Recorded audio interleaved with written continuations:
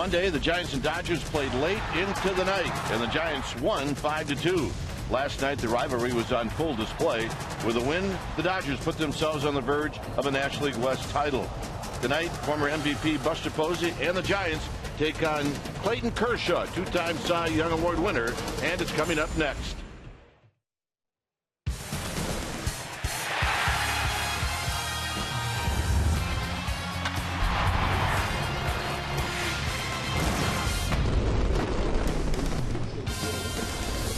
We are coming to you from Southern California. We're in Los Angeles, Dodger Stadium, as we get ready to wrap up this three-game series, Giants and Dodgers.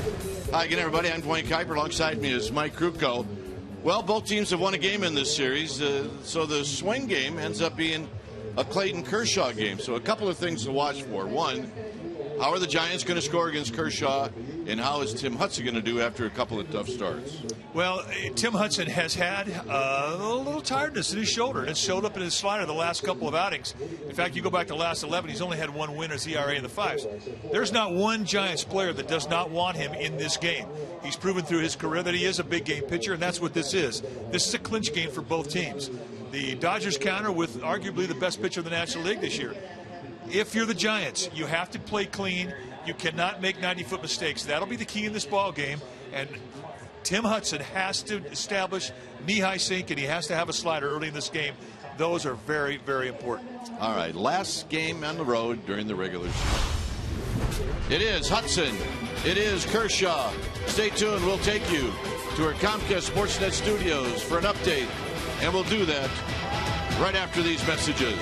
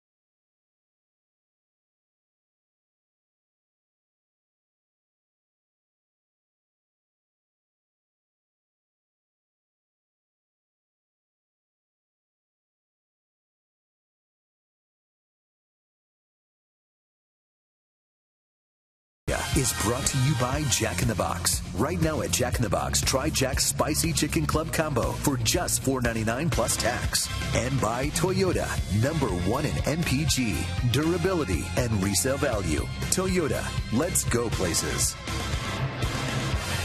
We're coming to you from Dodger Stadium as we get ready to wrap up this 3-game series. Our game time weather is presented by the Santa Cruz Beach Boardwalk. The admission-free boardwalk is open weekends. It's warm tonight. Ball's going to carry 79 degrees, winds at 8 miles per hour, humidity at 51%, and it's clear. Here's a lineup that'll be facing Clayton Kershaw, and this lineup is brought to you by Coors Light. It'll be Hunter Pence, followed by Joe Panik. And you can see what Panik has done against lefties. Very good. Posey, Sandoval, and Susac. Dominguez gets a start. He's in left, followed by Arias, Blanco, and Hudson. On the hill tonight for the Dodgers will be the left-hander Clayton Kershaw. Kershaw, 26 years old. He's a 6-year veteran. He is 6'3", 225 pounds, and this is what he has done this year. He ranks first in wins, first in ERA, first in strikeouts per 9 innings with almost 11, first in whip, walks and hits per innings pitched, less than 1 base runner an inning, 6 complete games, second in opponent's batting average. And I mean, this guy has done it all. A lifetime against the Giants. Well, this year he's 2-0, 13-5 lifetime, but he's throwing at the best of his career, and he keeps adding new looks. What you do when you step in the box. First pitch of the game is a soft line drive to D. Gordon, and that's how this game gets started. And you're going to see a low to mid-90s fastball. He will sink, he will cut. He's got exceptional command with that pitch. A big curveball, a slider, and a changeup. He'll throw anything at any time. And not often do you see a power arm with above-average control, and that is Clayton Kershaw.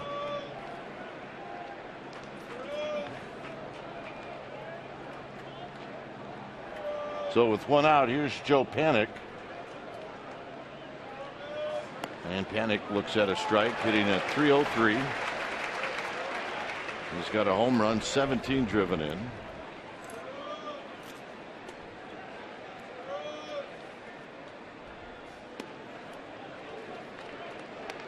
And for Joe Panik in this series, Panik went 3 for 5 on Monday. Had a hit last night. Pops this one down the left field line and out of play. Let's take a look at the defense playing behind Kershaw tonight. Starting the Dodgers outfield is going to be Crawford, Puig, and Kemp. Good arms in center and right. Ramirez and Uribe on the left side. Gordon and Gonzalez on the right side. A.J. Ellis. They'll be in the squad, putting down the signs.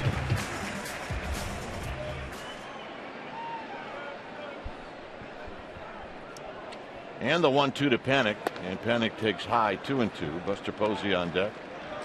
Kershaw likes to work a quick pace. He's a get it and go guy. He wants to put the pressure on that hitter. And Panik out swinging. 2 outs. Time now for our Nissan keys to the game. It is clinch day for both teams. So from the Giants' perspective, you don't want to watch the Dodgers dance. Well, win the ball game. You can stop the dance. And for the Giants, you win the game. You can start your own dance. And those are our Nissan keys to the game. Maybe my favorite keys to the game that you've come up with this year. Way to go. Buster Posey takes high. The home plate umpire, by the way, is Chad Fairchild. Dan Bellino, Bill Miller, Adrian Johnson from first to third.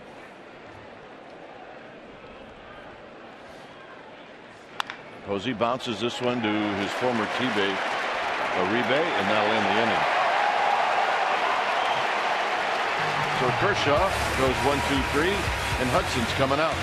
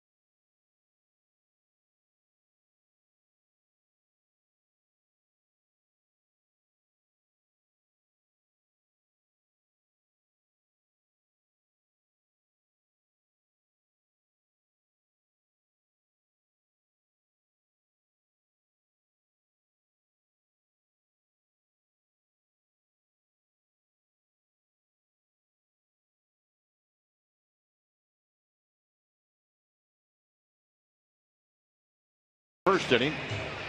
And the lineup that Tim Hudson will be facing, it'll be Gordon, Puig, and Gonzalez. Kemp, the cleanup hitter, then Ramirez. Crawford, and Crawford's been hot this month. It'll be Uribe, Ellis, and then Kershaw hitting ninth. On the hill tonight for the Giants will be Tim Hudson, who earlier this year was named to his 4th All-Star team in his career. 39-year-old has gone 9-12 with a 3.52 ERA, 116 strikeouts and 33 walks, 184 innings, which is a lot of innings. And you're starting to see a little erosion in the slider the last couple starts, and that'll be the pitch that we look for tonight. When he's right, you're going to see a good sinker, high 80s, low 90s, lots of ground balls, good hard slider, and the sinker will both get ground balls. He's got a curveball and a changeup. Lifetime against these Dodgers, 6-5 with a 3.98 ERA.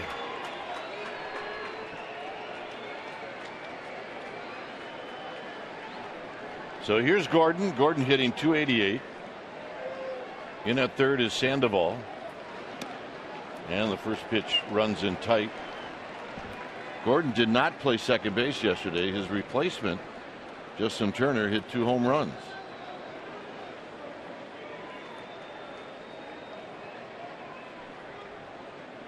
Gordon takes a strike. He's 1 for 5 lifetime against Hudson. He did start on Monday, and Gordon went 0 for 5. Hard to imagine a guy with the speed of Gordon going 0 for 5 in a game. And that pitch runs in tight, 2 balls and a strike. Well, that already is a quicker slider than we've seen the last couple starts. Plate umpire Chad Fairchild, he's kind of a rule book strike zone. He'll give you low strikes, he'll give you belt high strikes. You don't get big corners, and it can bounce around. And this is bounced foul. Third base side, it's 2-2.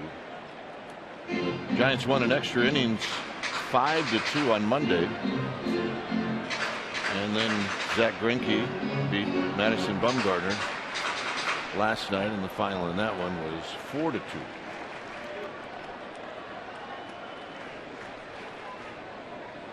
And the 2-2 pitch to Gordon is rolled to Buster Posey, and Buster will step on the bag. Let's take a look at that defense playing behind Tim Hudson tonight, starting in the Giants outfield from left to right. You're going to see Dominguez, Blanco, and Pence, and pretty good arms from across the board, but a very strong arm with Chris Dominguez in left field. Arias and Sandoval on the left side of the infield, Panic and Posey on the right side, and Andrew Susac will be in the squad, putting down the signs. So here's Puig. Puig hitting .297, 15 home runs, 66 driven in. Remember, the Giants played the Dodgers tough early. It's been the other way around. Overall, 9-9 in 18 games. That's the record against each other. 9-9. 0-2. I mean, that was a sinker. He started this at bat off of the slider, which, again, a confirmation that he's got a good slider tonight. Best he's had in the last several starts. Then he comes right back, same part of the strike zone, down and away with a good sink. So stuff-wise, Hudson much better tonight than we've seen the last couple starts.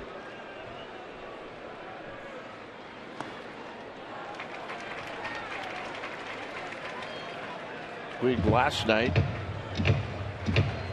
went 0 for 3. He's 0 for 7 in the series. Best friends for life.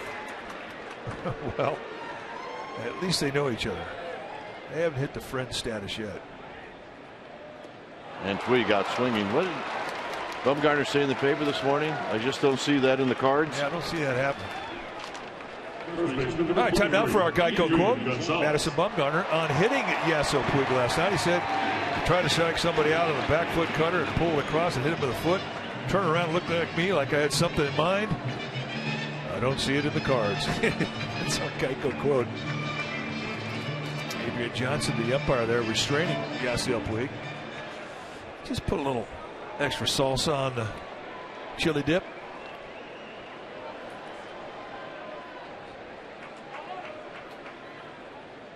Gonzalez takes the pitch down low. He's got some ownage on Hudson. He's 10 for 24. The Giants so far in this series have pitched him tough. He's 0 for 9. Yeah, he's hit a number of balls to the warning track. This is foul back. 1 ball and 1 strike. You watch the way that he takes his at bats, and you look at how relaxed his grip is on the bat. And the lighter the grip, the heavier the bat head. And you see the numbers against Hudson, 417 lifetime with a couple of big flies. But boy, he just lays it in his hands. Very relaxed throw of that bat head.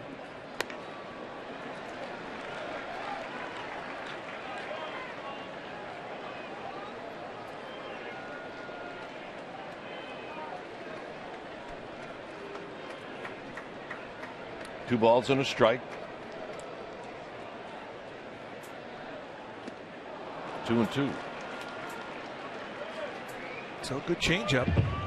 And the other thing too about Hudson tonight is when he's missing for the most part below the strike zone, and that's key.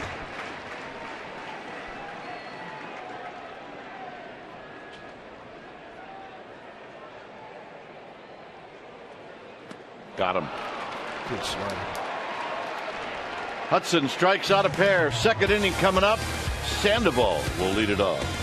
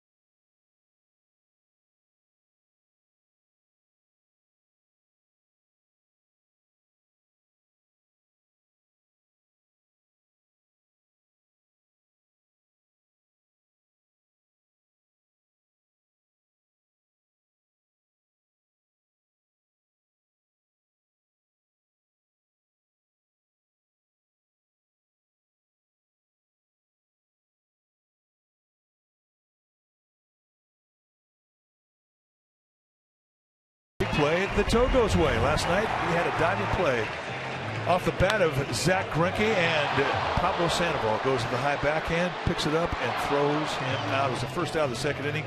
That was our Togo's big play, the Togo's way. Gold glove caliber right there. Indeed it was. And here's Sandoval. Sandoval against Greinke is 14 for 54. 3 doubles. Or make that against Kershaw. It's no balls and 1 strike.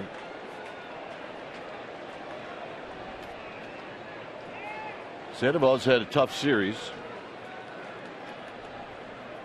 0 for 5 on Monday, and he came back yesterday. He did get a base hit. And there's a strike, nothing in 2.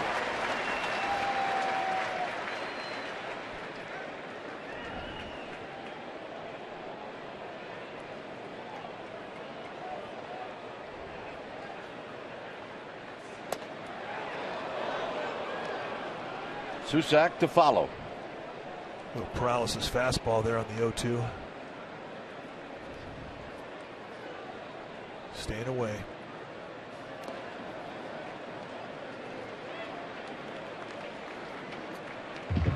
not easy to get into this stadium. It's a sellout crowd tonight, and they're still trying to get in here.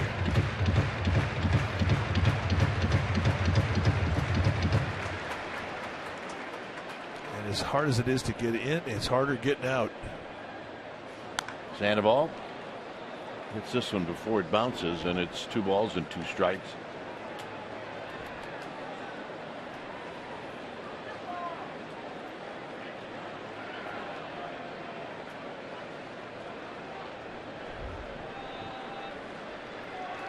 Here's Kershaw as he deals now to the Panda. And he got that slow breaking ball, and Sandoval pops it up.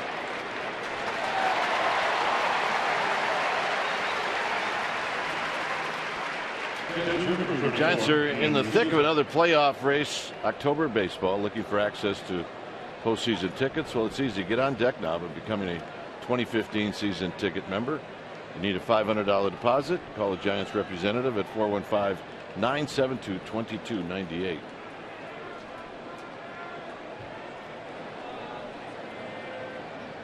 Susak hitting .264. And he doesn't waste any time with Kershaw as he bounces it foul. He's got a couple of hits off of Kershaw. Won the game Monday night with his pinch hit single. He's hitting with a lot of confidence right now. He believes he belongs up here. The breaking ball, another one too. And that's the pitch that just locks you up, because with the high 3/4 release, it's such a big break, and you see it come out of Kershaw's hand, and you think it's going to be high, and it just keeps breaking down into that strike zone. You've got to stay on it. Not an easy thing to do.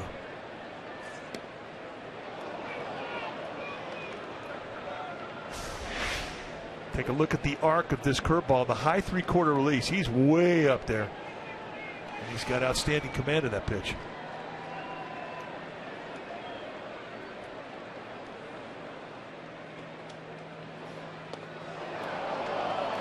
Saw the breakdown of the pitches he likes to throw, just a little over 50% with a fastball. The breaking ball he'll use the most is a slider, but I think it's really more of the cutter. He'll throw that a lot. But the curveball, it just depends on what type of curveball he has that night. If he gets a good one, he'll ride it. Got him. Tied him up in on his hands. Second strikeout. Broken down right above the fists. And here's Dominguez. Watch the elbows bend.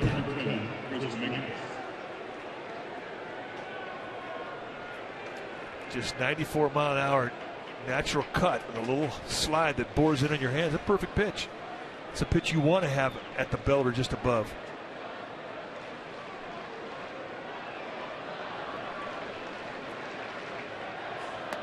Dominguez, who started on Monday, he did not get a hit. He had a couple of good at-bats.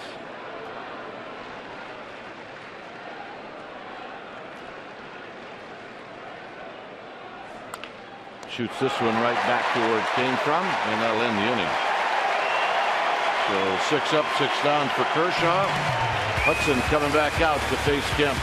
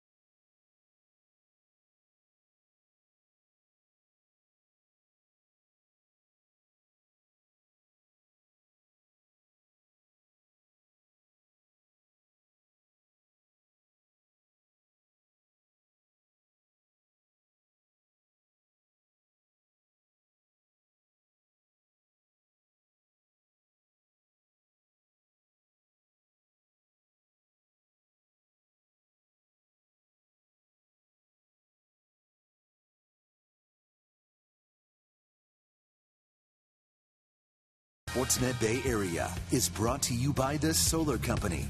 Not just any solar company, the Solar Company. Switch to solar and save. Here in L.A., it's 0-0. It'll be Kemp to lead things off. Kemp, Ramirez, and Crawford.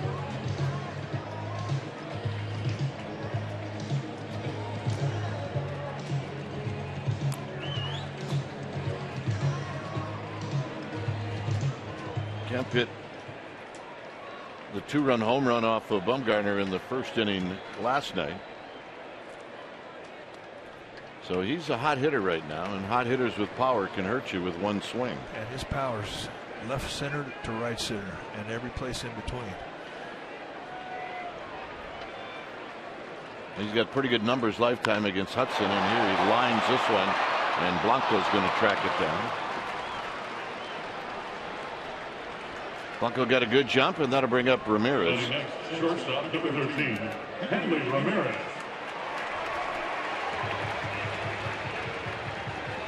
Aerial coverage provided by Goodyear with superior performing tires that knock it out of the park. Goodyear, more driven. I love the blip shots. Look right, South Bay, Catalina Island beyond it. Beautiful night in Southern California. Ramirez at 283, 13 home runs, 71 driven in. 1 for 6 in the series. No balls and 1 strike. That's good sink, and again, knee-high location. That's where he needs to be.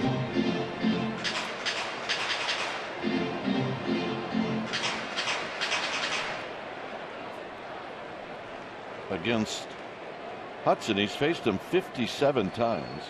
He's got 16 hits.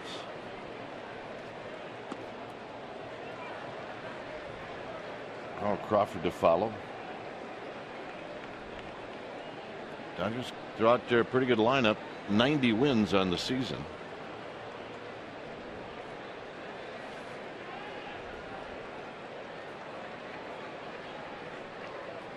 And this is hit on the ground. Arias is going to knock it down, and that's the best he can do. For the first hit of the game.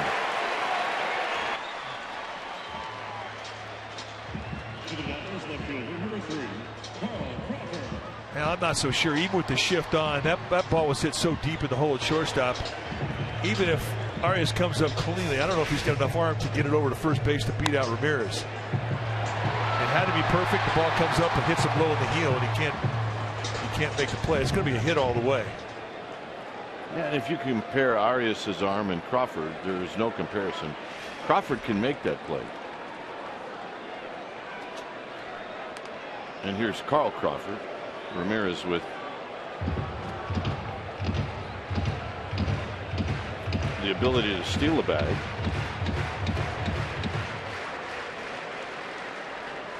He's got 14.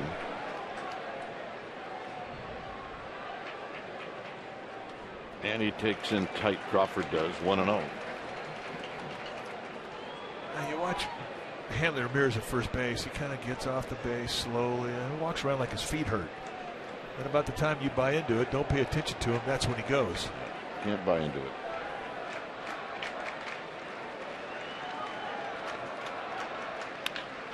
And a base hit. So Ramirez will end up at third. And that's exactly what Crawford was trying to do, was hit that hole.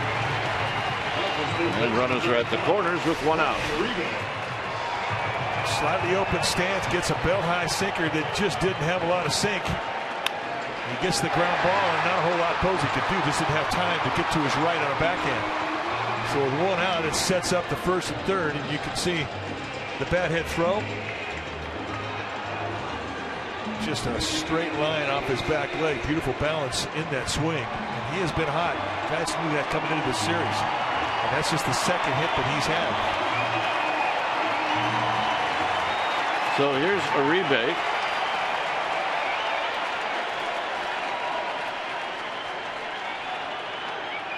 And Uribe takes low and away.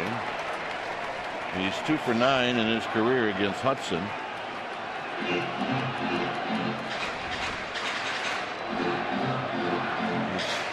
He's 2 for 8 in the series.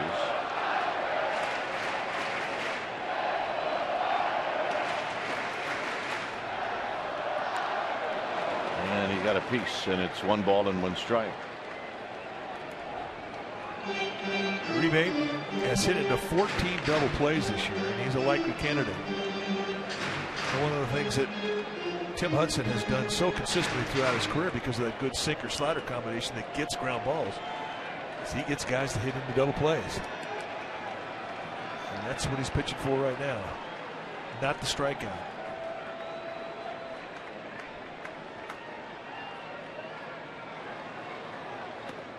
Low and away, 2 balls and 1 strike.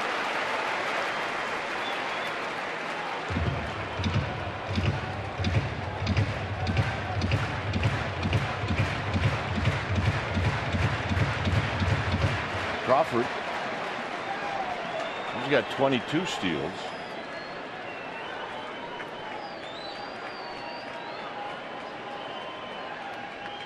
On the ground, Arias, panic. Got him, double play. Just what Hudson was pitching for, and that'll end the inning. Bottom 3, Arias, Blanco, Hudson coming up. And they want to thank you for being public.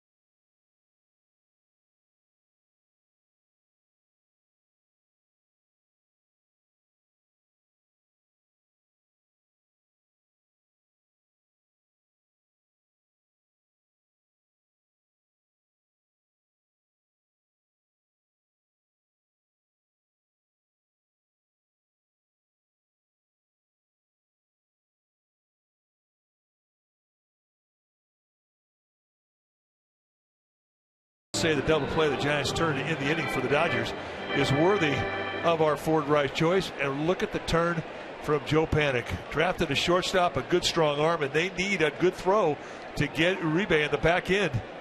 Right to his back foot and a quick release. Arias, Panik, Posey, Ford Rice choice. Here's Arias, who bluffs a bunt, and he takes high. Arias has got decent numbers against Kershaw. He's 7 for 29. I'd say a 241 average against Kershaw is pretty good. I'd be bragging about that. Kershaw's that tough, folks. I mean, he is quality. He is on the cusp of winning his 4th consecutive ERA title in the National League.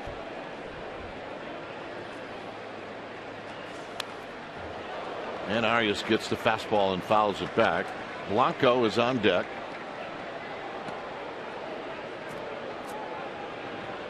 And if Kershaw does that, and he's expected to, he'd be the first guy in the major leagues to ever do it. That's how special this guy has been these last 4 years.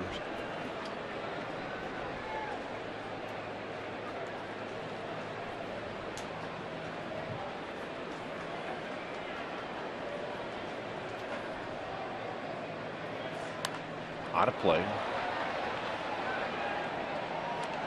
We talked about Dodgers have won 9 games. The Giants have won 9. Greinke's won 5 of those 9. Kershaw's won 2. So 7 of the 9 have gone to their 1 and 2 starters. Hit on the ground towards the hole. Ramirez, his throw will not be in time.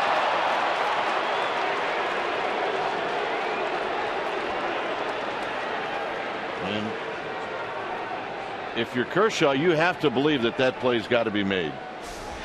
Well, really, the Dodgers know that they're giving up some defense with Hanley Ramirez. Just a little bit of a hesitation there to get his arm cocked and unloaded.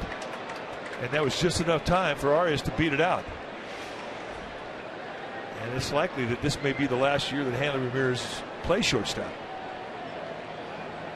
So here's Blanco.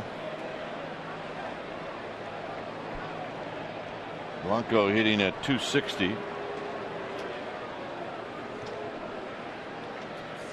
And he takes a strike.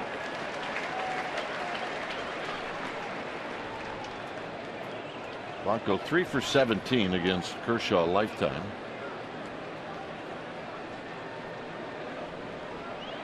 He's had 3 hits in the series. He was the difference maker on game 1 of the series.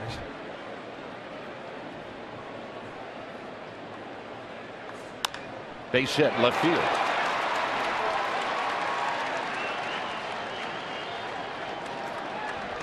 So now Hudson's got a job to do.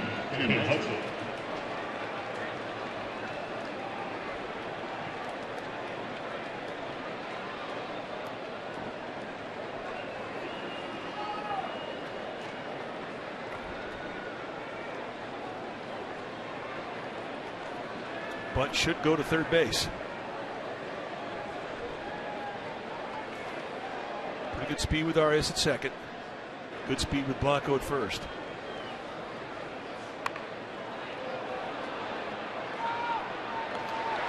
And it's a foul ball, so we can reset and not worry so much about that being a double play.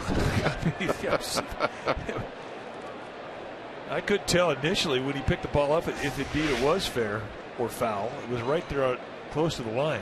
No, it's not like we got a very quick. You know, I guess Adrian Johnson was making the call. Here it's 0-1.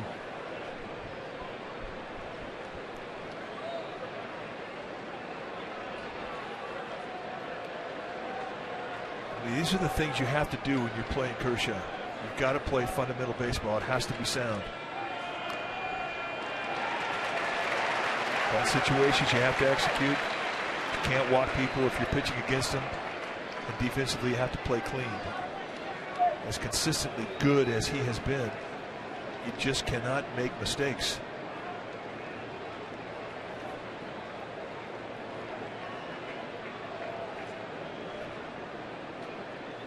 When you get a chance to use an out to advance runners, you have to take advantage of it.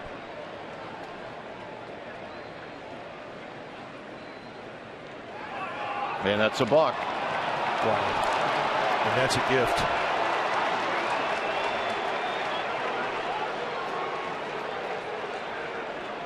Well, it takes a little pressure off of Tim Hudson, at least in the bunting department.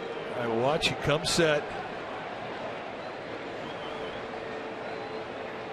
He looked like he was going to make a move towards second, and it was a start-stop, and that's a mental error. Had a head spasm right there in the middle of a move to second. Hudson takes that breaking ball 1-2. So well, now with the infield in, I mean, look, you can poke one through if you make contact. Well, I mean, it is definitely an out for free. You've had the runners advance. This double play is no longer in order with first base open.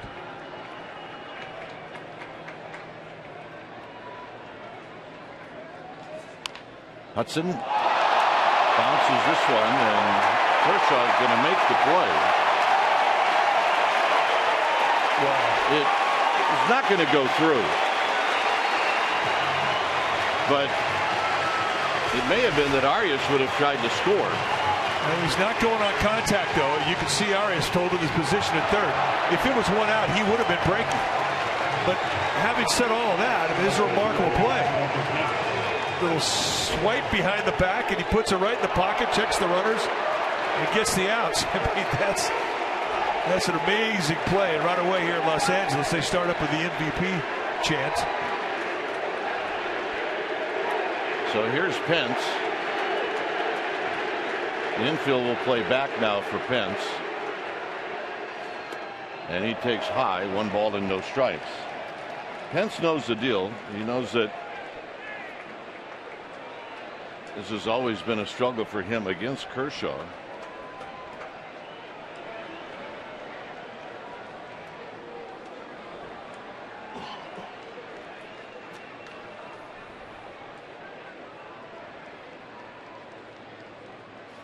And he bounces this one to third, and they're going to come home, not in time. Arias got a good jump, and he will score, and it's 1-0. And Blanco didn't go. And there you see Arias going on contact. That was told to him by Flannery for the pitch. Boy, he just does get in to avoid the swipe tag by A.J. Ellis. And not only do they get the run, but they do not give up and out. There'll be no contest there from the Dodgers as they look at the replay. Play right there in front of Uribe. He tries to make a play, but the good jump by Arias is all the Giants needed. And they draw first blood.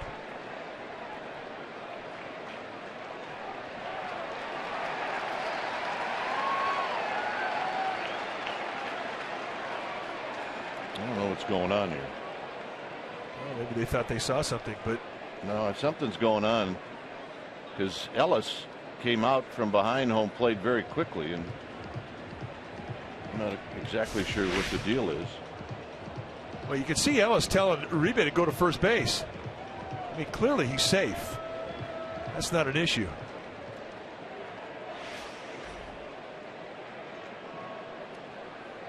For whatever reason, Ellis is the one that got Mattingly out of the dugout. So here's Panic. Panic struck out in the first. And he takes low, 1 ball and no strikes. The attempted throw with Ellis coming out to receive it in front of the plate, giving Arias a lane.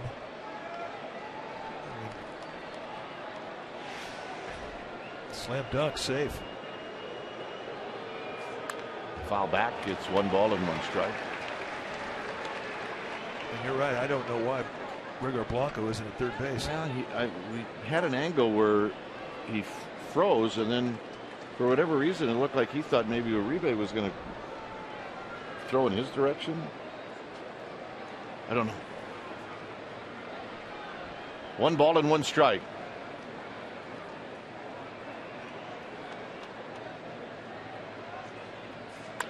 Little flare. That's going to fall. And the bases are going to be loaded for Buster Posey.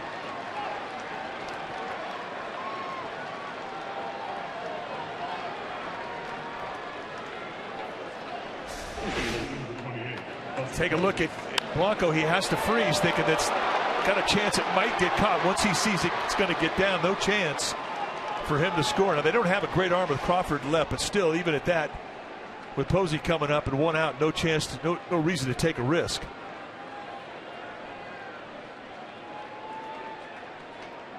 Posey bounced out to third in the first inning.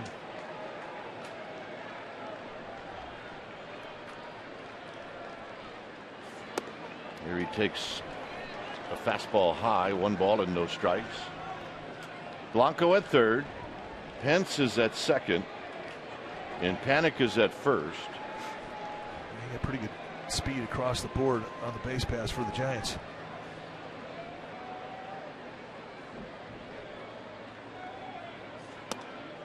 And this one ties Buster Posey up. 1 ball and 1 strike.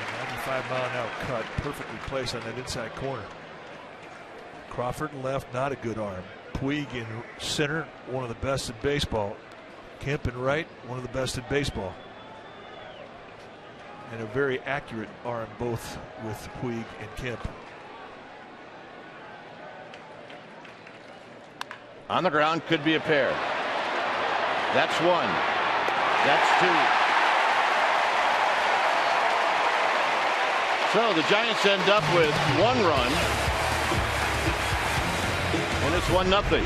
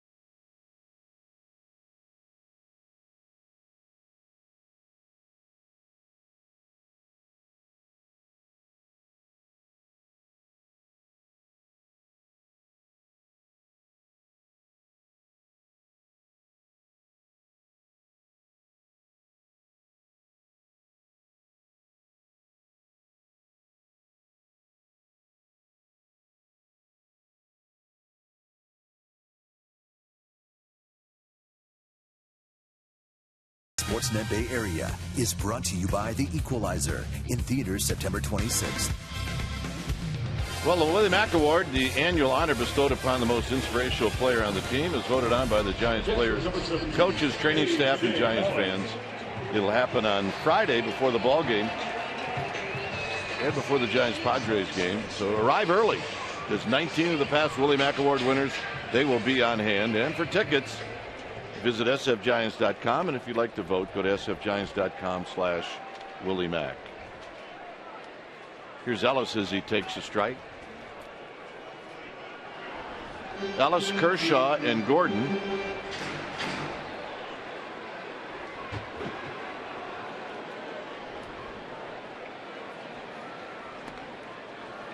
Boy, Hudson really dropped down there. He will vary his arm angles. He can be very creative, especially with the breaking ball. And that right there was almost a sidearm sling.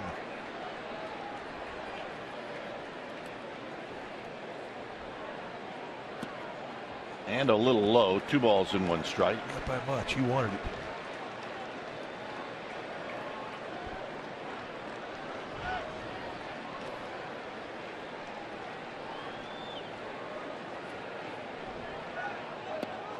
Three and 1.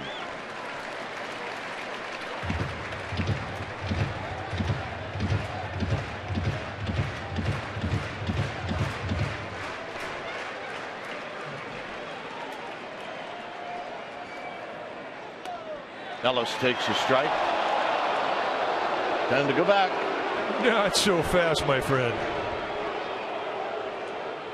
That is embarrassing, especially for a catcher who will always pride himself about having a relationship with an umpire. But Chad Fairchild will do that. I mean, you will see some bell high strikes. He does have a rule book zone. And by definition in the rule book, that is a strike.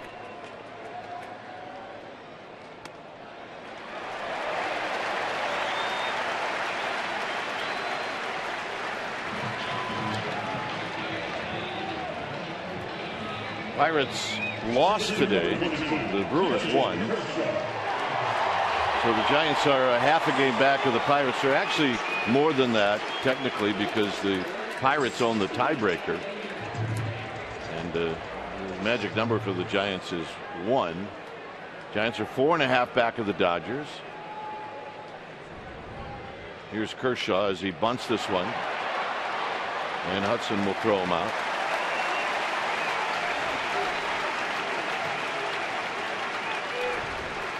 So Don Mattingly giving up an out with your pitcher,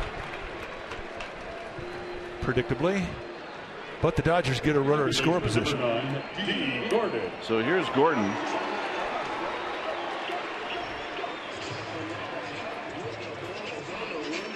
Plus, I mean, if you look at what's ahead for the Giants, they have 4 very meaningful games at home coming up against the Padres.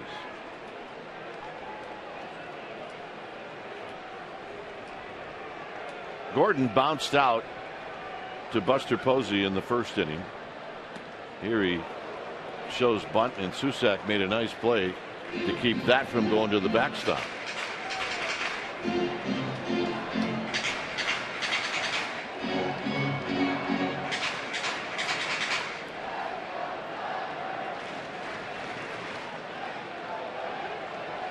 Puig is on deck.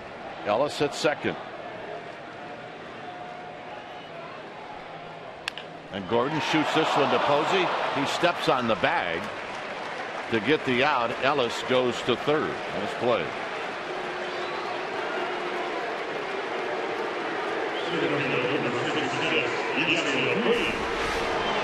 Ball hit right on the screws. Now you don't have a lot of speed at second base with A.J. Ellis. Posey looked, but no money in making the throw. Ellis would have been safe. Still, the way they put Posey down that line, probably saved 2, maybe a 3-bagger in a tie score. Puig struck out in the first inning.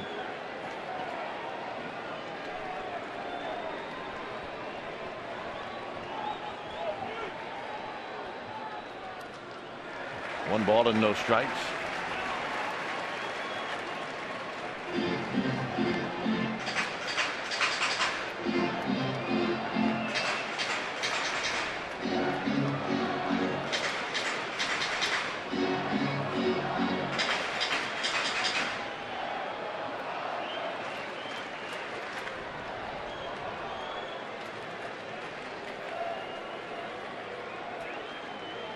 Ellis at third. It's 1-0 to Yasiel Puig.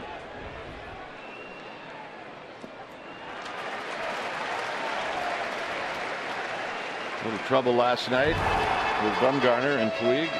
Well, it was a 1-2 breaking ball, and while he was sitting there, he turns around and gave Bumgarner a look he didn't like. Bumgarner said something, he said, went back and forth, and both benches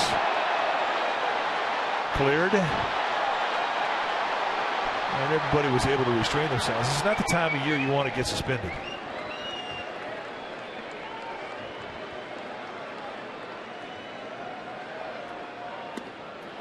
Three 3-0 to Puig.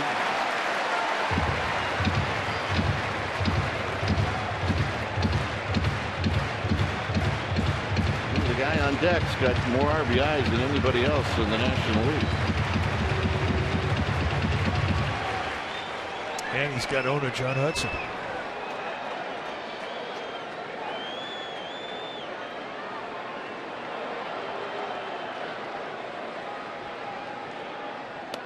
Right down the middle of the plate. 3 balls and 1 strike. I believe Hudson thought, well, let's see if Mr. Puig is taking or not.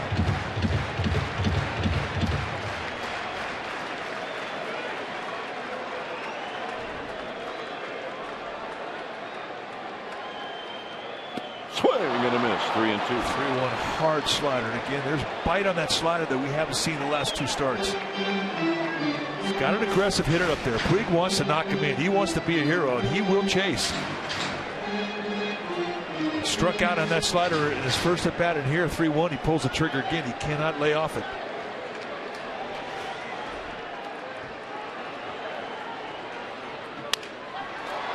Harris charging, and that'll end the inning. Fourth inning coming up. Sandoval, Susac, Dominguez. 1-0 Giants. Shutdown inning.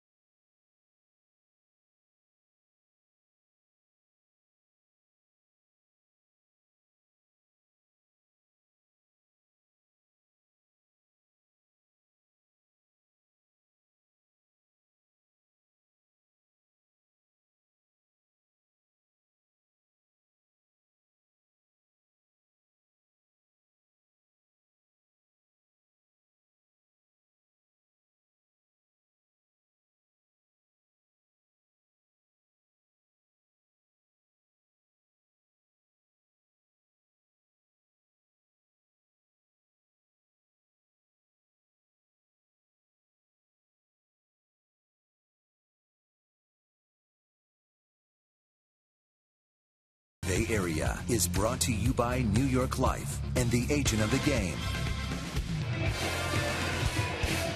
One of the most popular way to follow the Giants' push to the postseason is with MLB.com at bat, the #1 app for live baseball. Enjoy live look-ins, replay reviews, scores, live radio broadcasts, the MLB.tv game of the day, and more.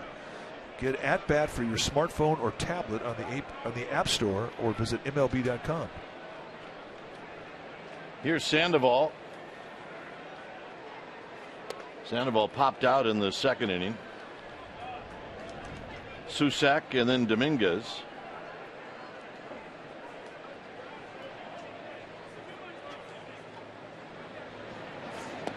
And that pitch is down low, so it's 2-0.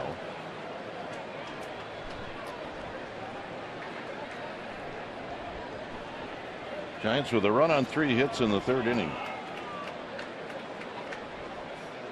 Swing and a miss. Sandoval went after a pitch that was not a strike. 2-0 slider. I mean, that's such a hard pitch to lay off of, though.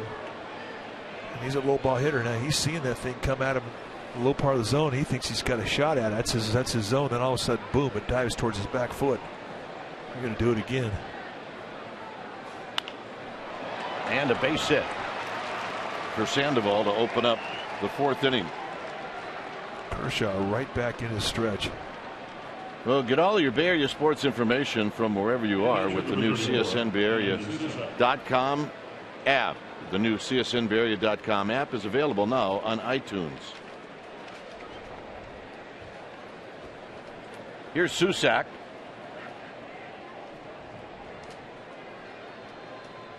Susac struck out in the second inning.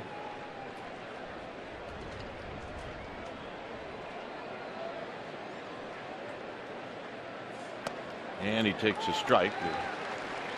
Kershaw threw him a fastball away, and it's 0-1.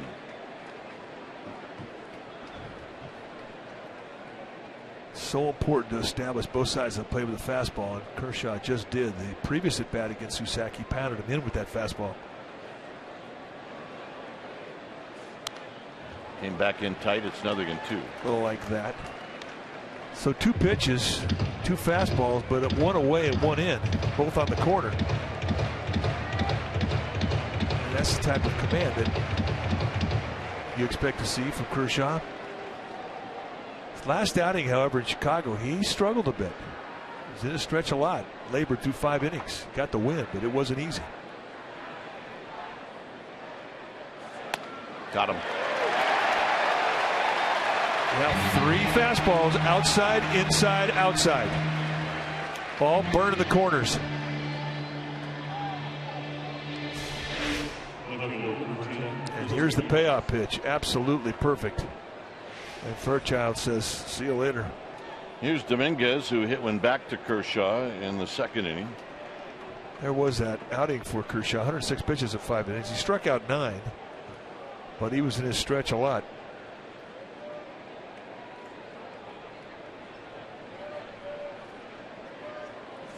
Dominguez fouls it out of play with Arias on deck. Fastball's been a good pitch for Kershaw tonight. All 3 of his strikeout payoff pitches have been fastballs. And what Dominguez did right there, have at that first fastball and get after it. That's what Bruce Bochy wants to see. That's why Dominguez is in there. 0-2. The first time you see that, you're going to do what Dominguez did. That's education. Happy it was a 2nd strike and not a 3rd one. Well, that's right. You don't have to swing at it. Now you do.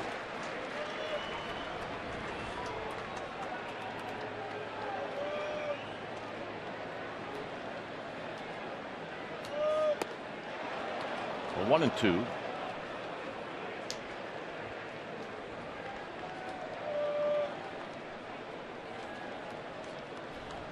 Arias to follow.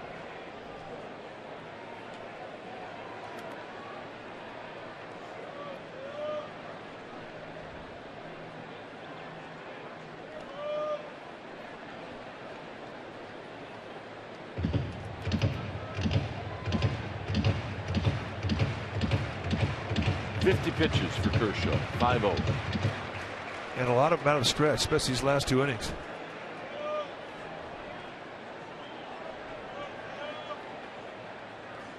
Dominguez fouls it back. Good swing. You can imagine what guys like Susac, Dominguez, Panic, Duffy are thinking about when they get in the batter's box against this guy. And there's nobody in the National League that has more reputation than Kershaw right now. These are the at-bats you dream about when you're in the minor leagues. Got him.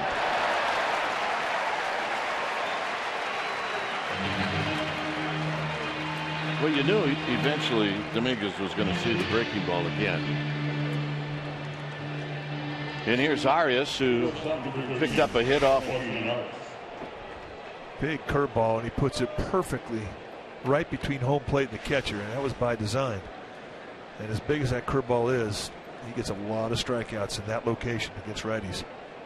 Arias came on a ball hit in the hole.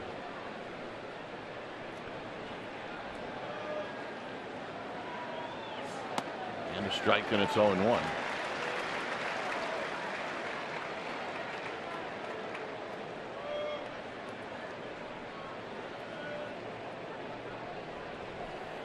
Steve Garvey's here. Pretty good seats. Arias fouls it back. He's got a pitch to hit. It's 0-2.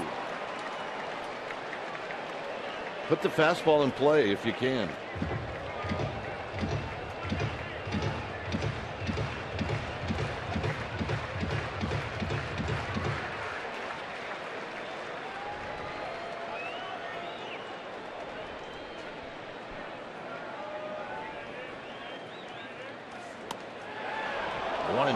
Paralysis fastball.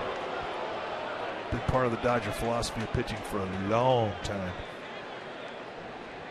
Go outside with a hard fastball, 4 to 8 inches off the plate. Has to be at knees, at the knee-high location. Really not effective if you get it up around the shoulders, but down around the knees, it sets up a lot of things. And some guys swing at it.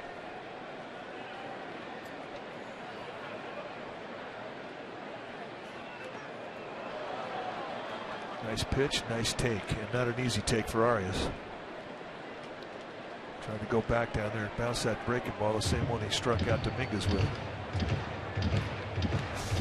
Ideally, you want to bounce on a home plate or put it in that little patch of dirt between the catcher and home plate. That one hits the front edge of the plate. A nice block there by Ellis. He kind of wore that off the chin of his mask.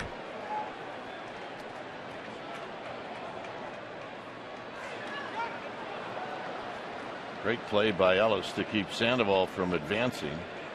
It's now 3-2. That's the quantum leap that catchers make when they become good blockers. When they quit trying to catch the ball with their mitt and they use their chest protector. All that mitt does is cover up that hole between your legs. Let your chest protector be your glove. Sandoval will go. And Arias will pop this one up. As Gordon is calling, so is Ramirez, and that'll end the inning. Big fellows are coming up. Gonzalez, Kemp, and Ramirez. It's 1-0 Giants.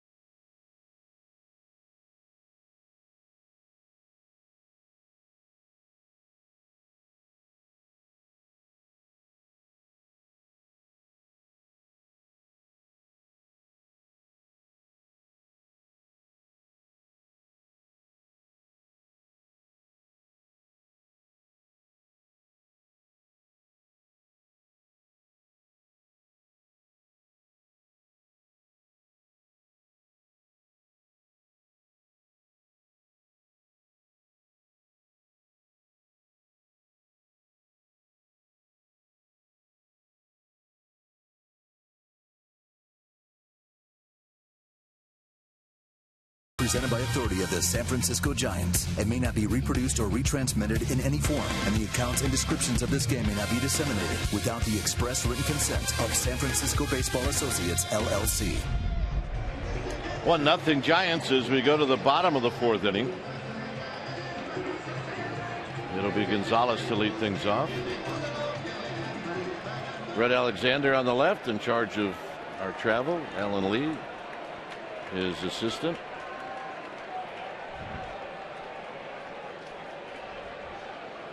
And the first pitch is rolled foul. I can't tell you how professional those two guys are. Best in the business. And that is not an exaggeration.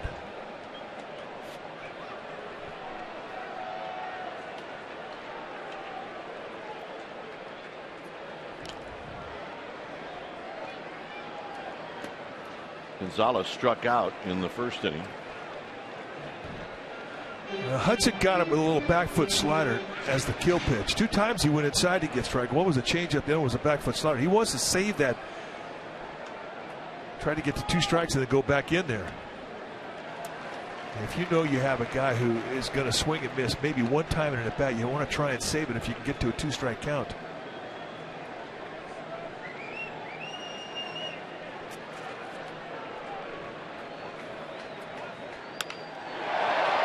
Hit out into center field for Blanco. 1 out.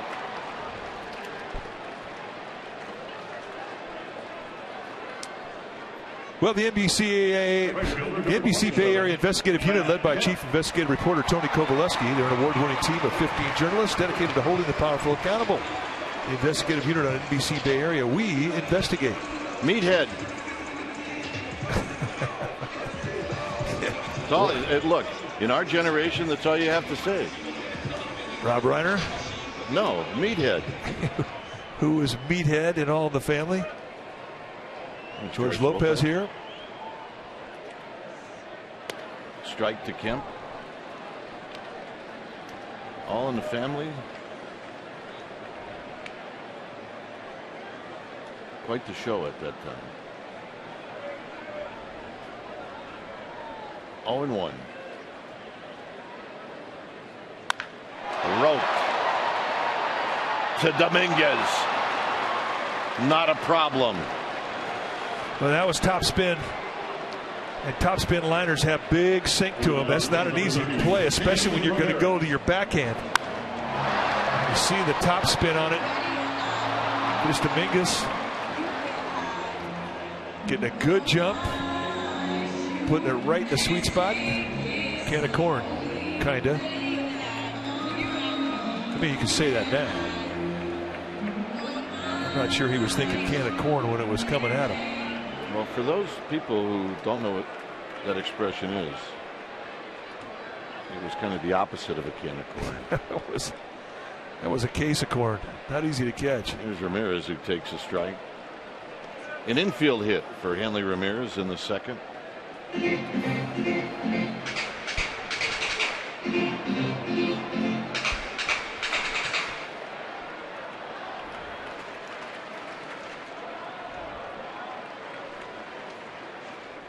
Way outside, it's 1 ball and 1 strike. Yeah, traditionally a can of corn fly ball is just one that's just nice, lazy, no personality to it. That thing had some personality.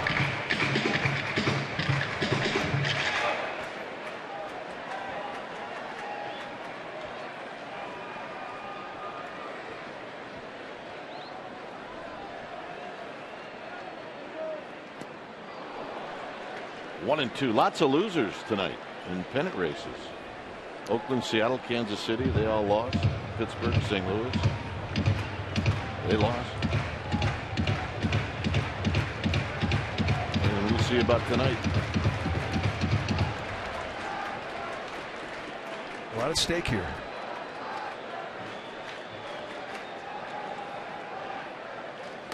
Got him. And that's a high fastball, and Ramirez, he just cannot believe it. Hang with him.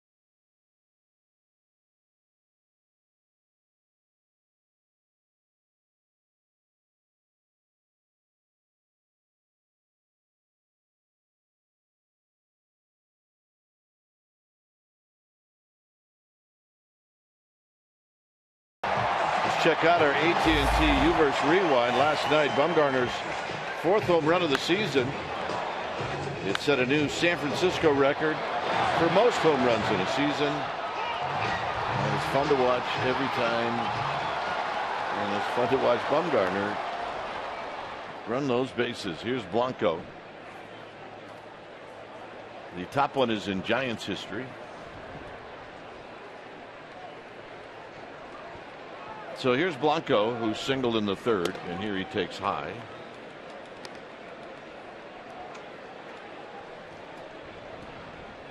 Blanco lined one past Uribe for a base hit. And here he takes low. It's 2-0.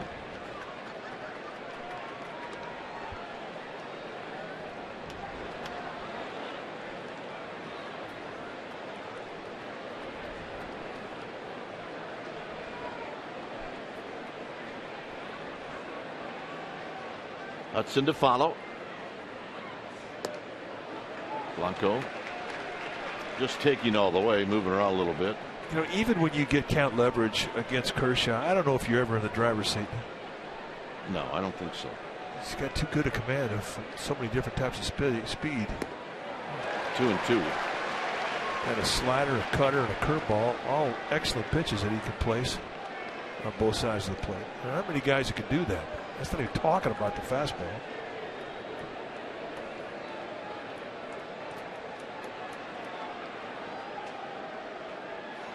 Breaking ball, got him. And that is a bow rocker. Well, aerial coverage provided by Goodyear with superior performing tires that knock it out of the park. Goodyear, more driven. Yep, lots of traffic here in Los Angeles. To go back to that Blanco at bat, he had Kershaw 2-0. And he got a fastball that he took. And you see what Blanco's trying to do, maybe get himself on with a walk. Turns out that was the best pitch he had to hit. That was a shot. Hudson bounces this one up the middle. Gordon with plenty of time. 2 outs for Hunter Pence. So Pence will take his time getting up to home plate to give Hudson a chance to catch his breath.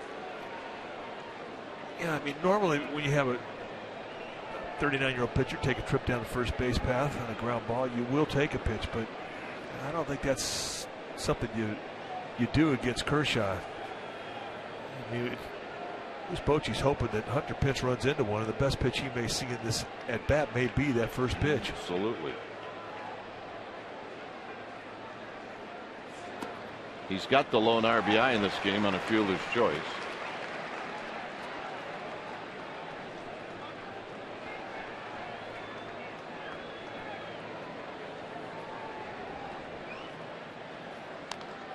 Waits on the breaking ball, and it's 0-2.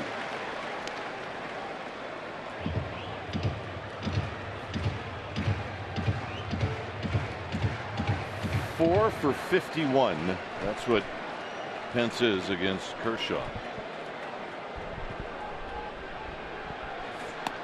Got him. 4 for 52.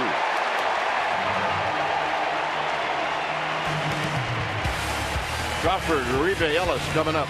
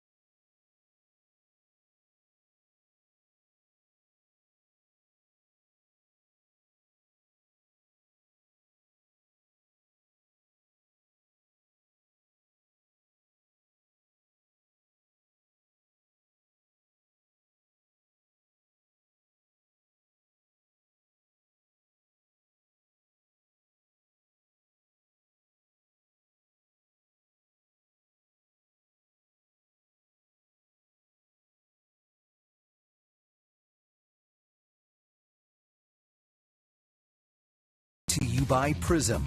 Now your team can collaborate at a whole new level with video walls from Prism. Learn how at prism.com.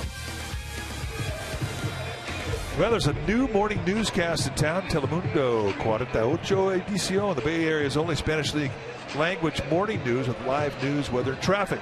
So tell your friends and watch Telemundo 48 Primera Edición weekdays from 5 to 7 a.m. Here's Crawford. He single past Posey in the second. And he gets hit on the foot. And just like that, a breaking ball on the back foot. And the Dodgers get a leadoff hitter on.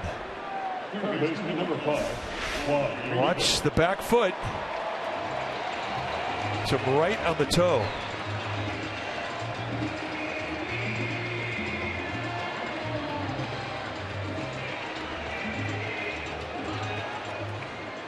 Well, that hurts everybody.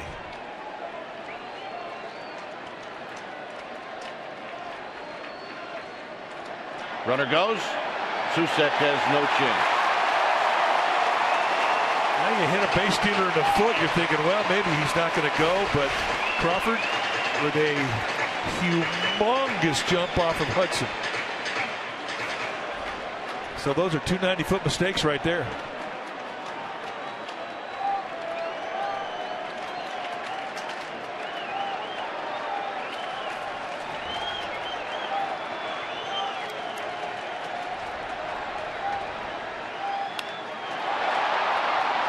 Hance is going to catch. This is going to get Crawford to third.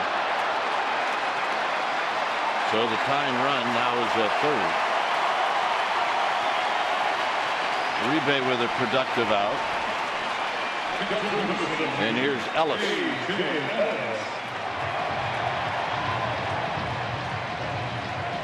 This immediately becomes a strikeout situation for Tim Hudson. And one thing about A.J. Ellis, I mean, you look at his numbers and they're not good. Hitting a .93 coming into this at bat, but he is a good situation hitter.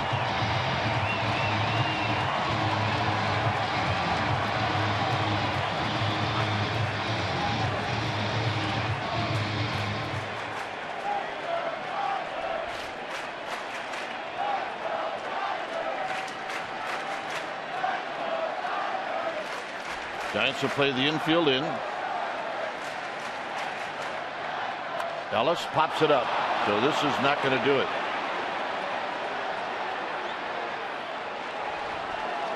That's better than a strikeout. A one-pitch pop-up.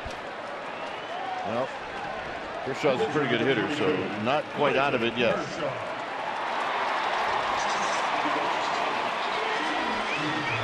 Now with two outs, you can relax your defense back.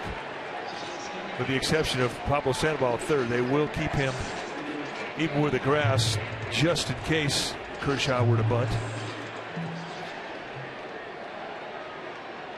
He's got 10 hits.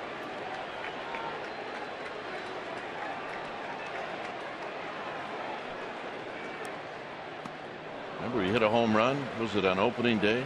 George Cantos. It was Matt Cain. Kershaw went scoreless, and I think it was the seventh inning. He steps up, hits his first big league home run over the center field wall off a fastball from George Cantos.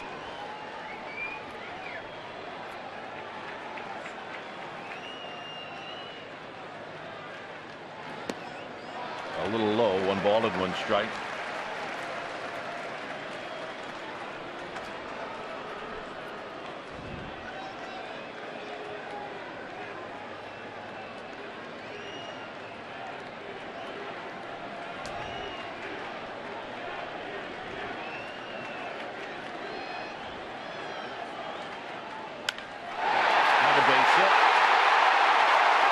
Going to be more than just a single. Kershaw's going for 3, and he's going to make it.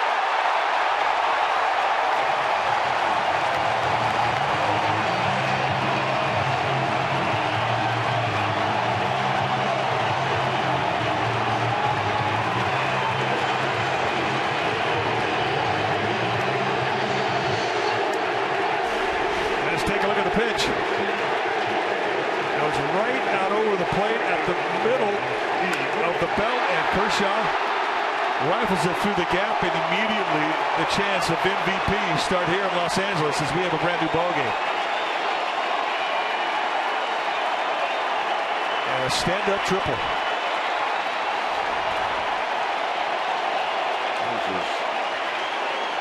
His wife. Now, with Kershaw at third, it puts a lot more pressure on the defense with the speed of Gordon.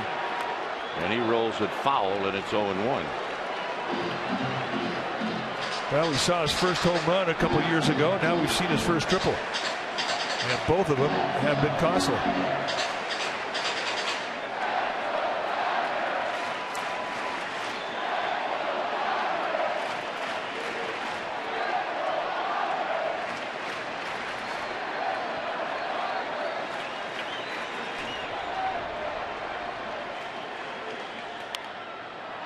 And this is rolled foul to Davey Lopes. It's 0-2. Crawford hit by a pitch. He steals second. Eventually scores on the 2-out triple. Javier Lopez thinking about one guy, and that's Adrian Gonzalez, who's in the hole.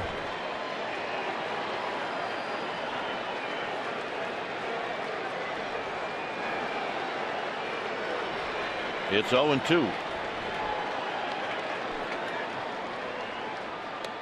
Got him, and that'll end the inning. Dodgers tie it up. Panic to lead things off.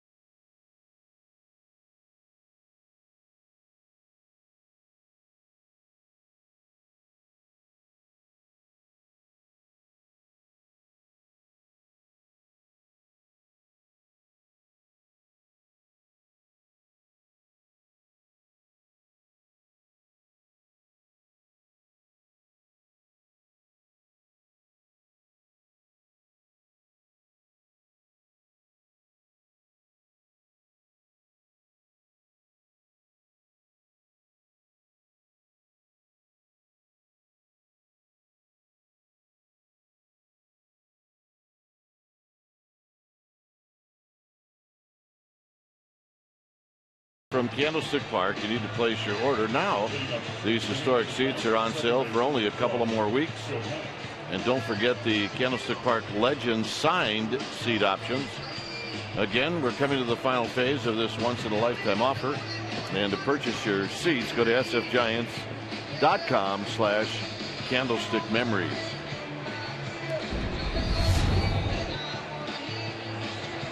Well, Kershaw's had a lot to do with this 1-1 game.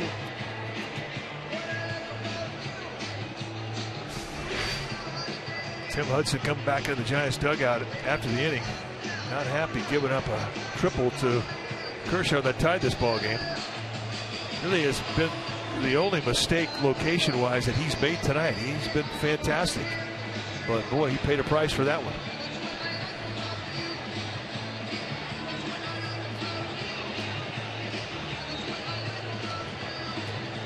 So it'll be Panic Posey and Sandoval.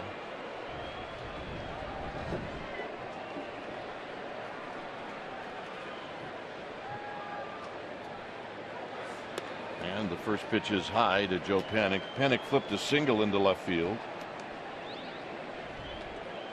in the third inning.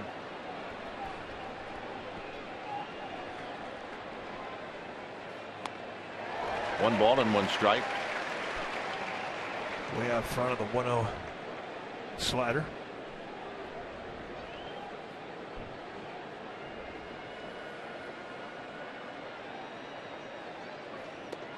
A 1-2. Right back with it again. Both times he's out front on it.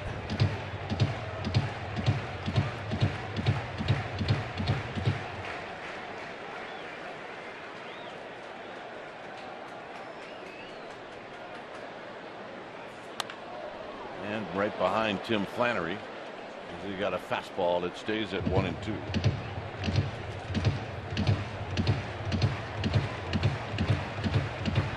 Buster Posey to follow.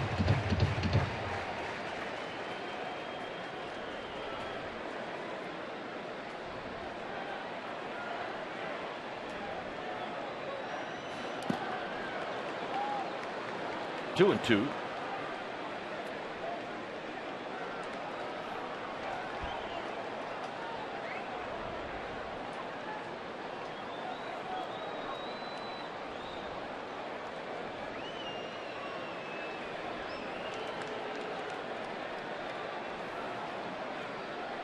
Giving Panik a lot of respect in left field and center field. They really played him shallow.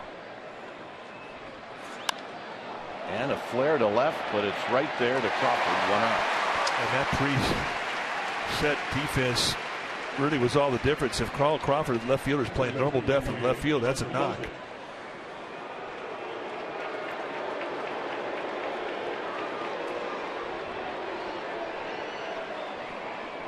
Here's Buster Posey. Biggest pitch that Kershaw has made in this game was to Buster Posey. Bases loaded, 1 out, and he got Posey to hit into a double play. No balls and 1 strike.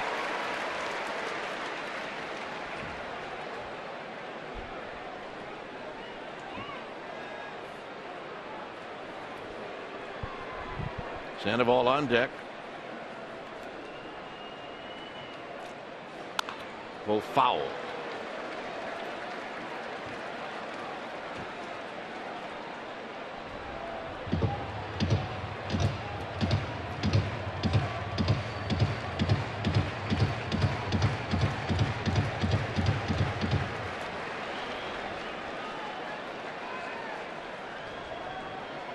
Oh, 2 pitch. Here it is. 1-2. Well, I humped up at 94 with a little cut in the outside corner, and he almost got Posey to chase. And that's not that far away from Chad Fairchild's strike zone either.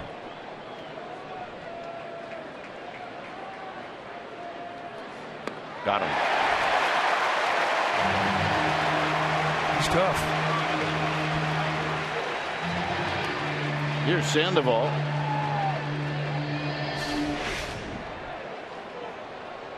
Payoff pitch, hard, biting slider towards the back foot, and a swing through. See ya. 7 strikeouts now for Kershaw.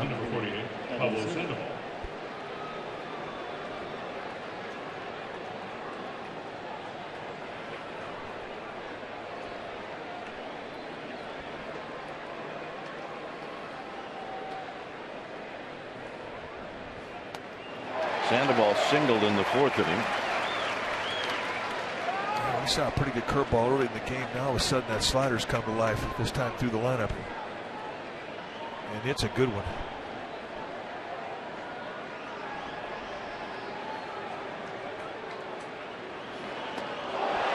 But don't forget about the curl either. I mean, he's on all pistons right now.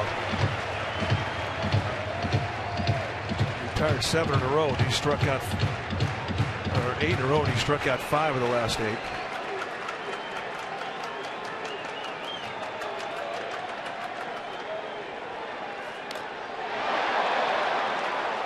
And it looked like it got Chad Fairchild.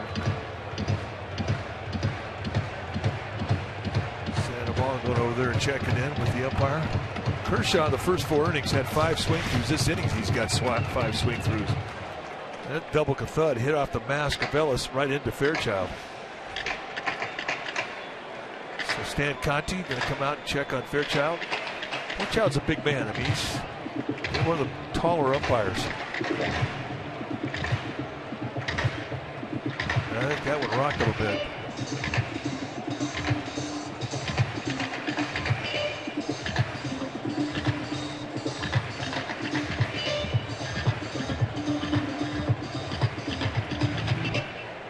I really enjoyed that music in between pitches. So that would be your walk-up song, huh? Down low, 1-2. I think sometimes people in charge of the in between pitches and innings forget that there's a really nice sound to baseball without music. The 1-2 delivery, and it's outside 2-2.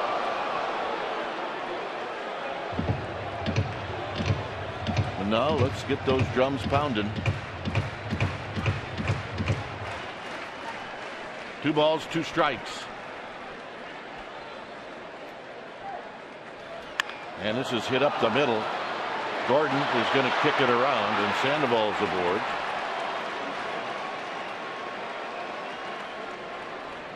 And that'll bring up Susak. So that's a hit for Sandoval.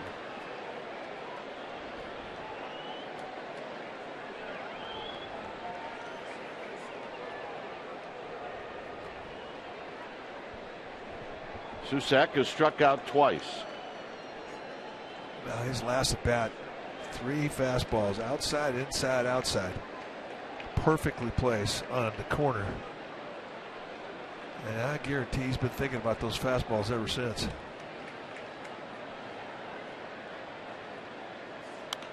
Fouls this one back. He had a good rip. He was on him.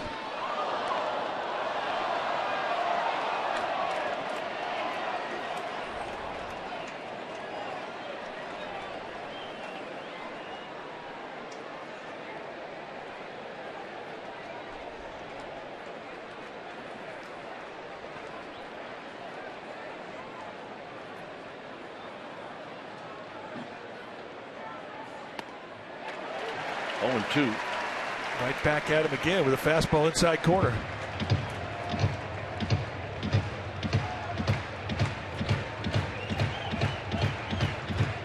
And this is where you really have problems when you get into a 2-strike hole against him.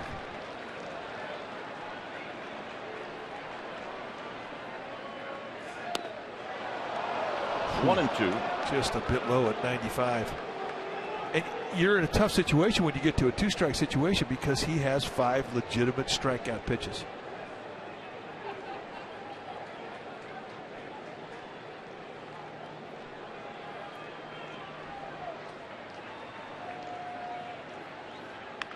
Up the middle and a base hit. So Susak made a little bit of an adjustment and he snuck it by Kershaw. And that'll bring up Dominguez. And he beats the curveball. I mean, he comes at him with a quality breaking ball, perhaps a bit up, but still a nice 2-strike adjustment. Gets short, hit it back up the middle, and he executes right through the legs of Kershaw. So a little 2-out thunder here for the Giants.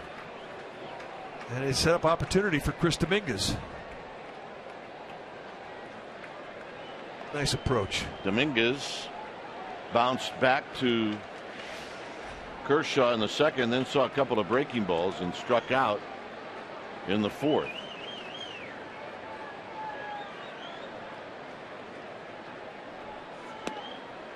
One ball and no strikes. Sandoval at second. Susak at first. Not the swiftest of base runners, but nevertheless Sandoval in scoring position.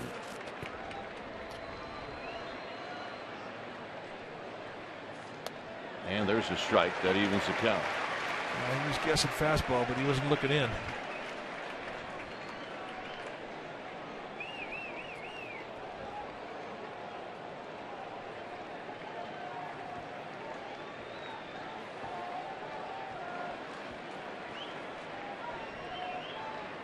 Kershaw looks to second.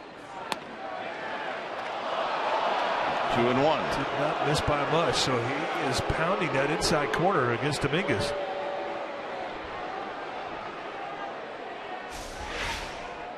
See Ellis sit way inside. See the way he positions his leg. He really points his chest protector towards second baseman. And that gets past Ellis. He get crossed up. I just think it was a ball in the dirt to stay down on him.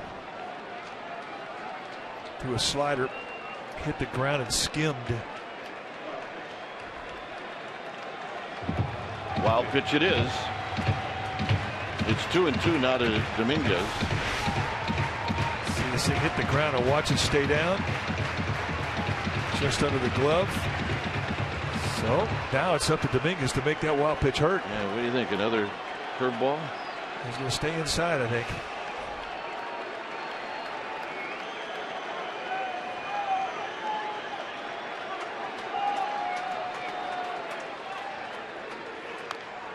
Fouls this one. Right back in with cut at 88.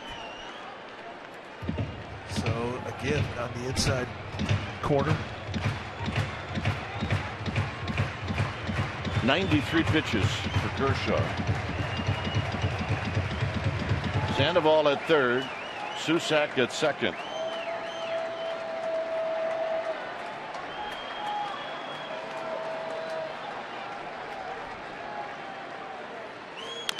Tapped to Kershaw, and that'll end the inning. No runs, 2 hits, 2 left. The beef coming up.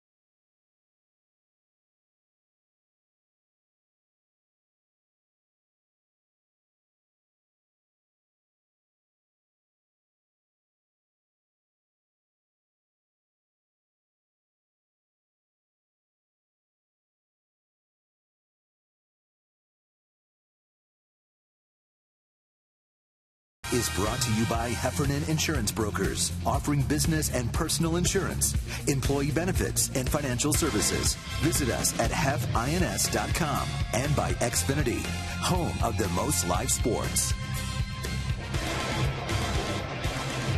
It's time for you to tweet your photo using hashtag CSNBA fan photo, name and hometown for your chance to have it shown in an upcoming game broadcast brought to you by AT&T. Here's Nate. Nate's digging it from Morgan Hill. He is hanging out with the trophies. Way to go, Nate.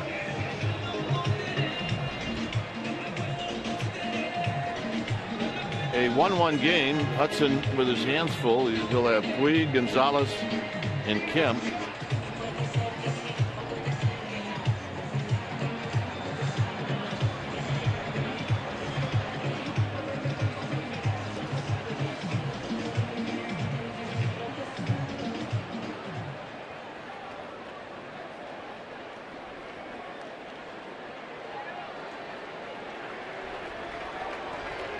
So here's Puig. Puig is struck out and he's bounced out. And he swings and misses on the first pitch, and it's 0-1. Right down around those knees where he needs to be.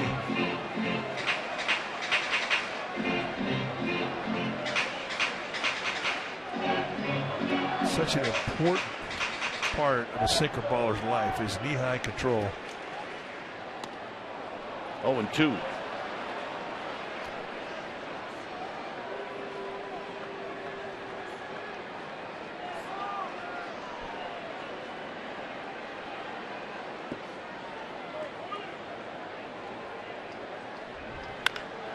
Hit well to right.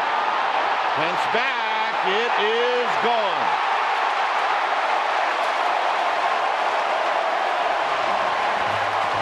He goes the opposite way.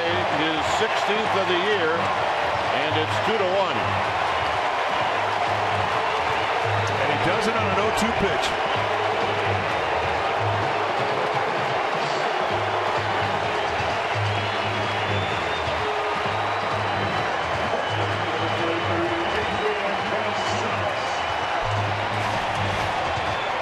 Try to throw the high fastball. I mean, this is off the plate. I mean, I think he's up there looking away and going with the pitch. An impressive at bat from Puig, and boy, you get an idea just how much power he has, because that was not over the plate. It was off the plate away.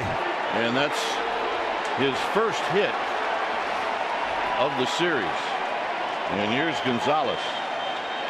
And Gonzalez takes high, 1 ball and no strikes. Boy, if you ever want proof of the type of physical abilities this guy has, I mean, that was it.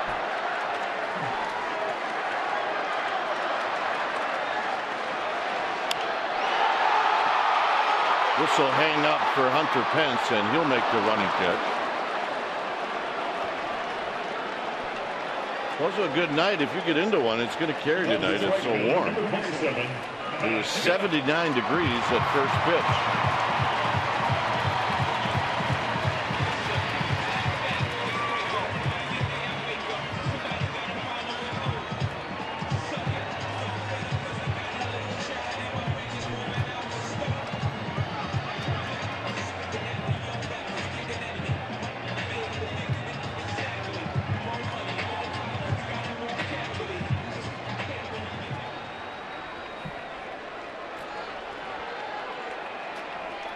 Here's Kemp.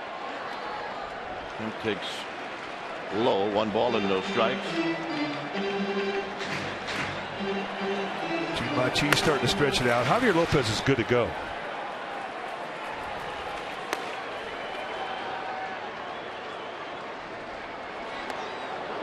One ball and 1 strike.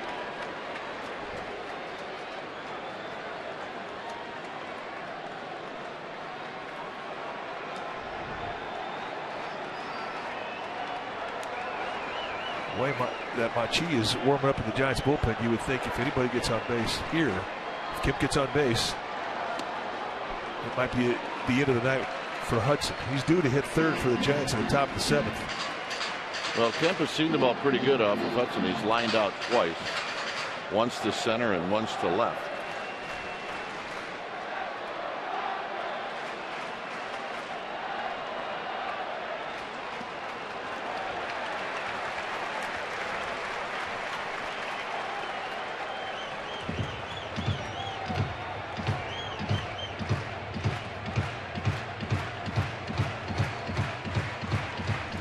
A big pitch. And you cannot just give in and challenge Kemp, not the way he's been swinging it.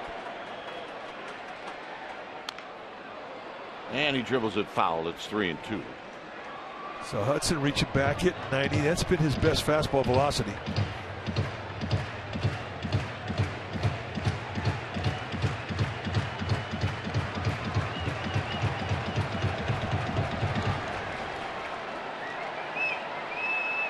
Three and 2.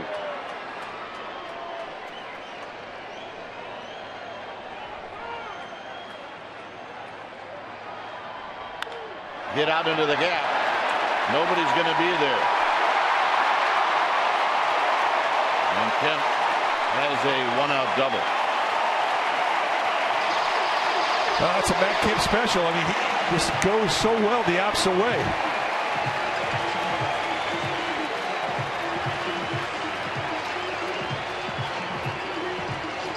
Here's Bochy checking with Dave Righetti to make sure Machi is ready, and here he comes.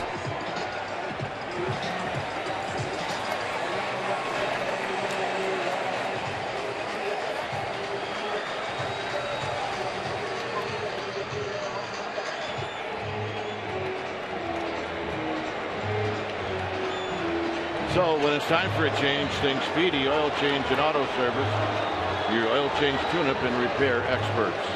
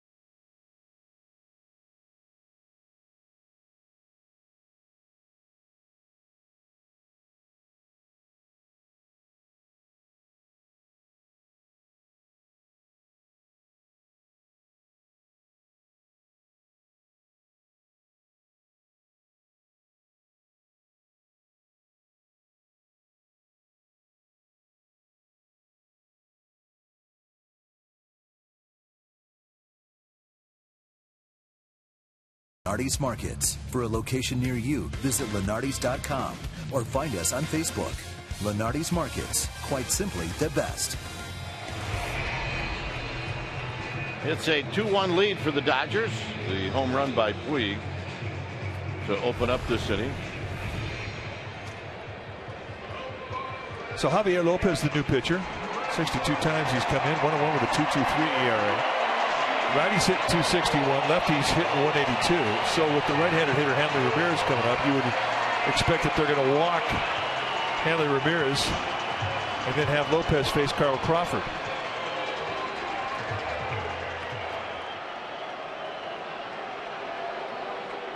And I am a bit surprised at this, letting Lopez walk Ramirez when you could have had Hudson walk Ramirez. Not many relievers like to come out of a bullpen and do this.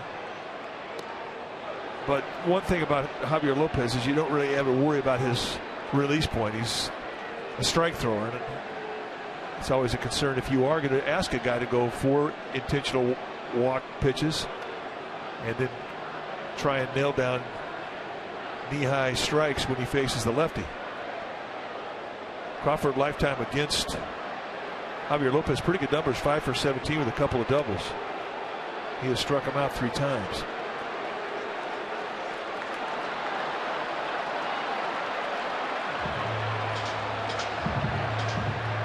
So with Machi in the Giants bullpen, you would expect that Lopez would face just the one hitter, Crawford. And unless he hits it in double play, you'd see Machi face one or rebound.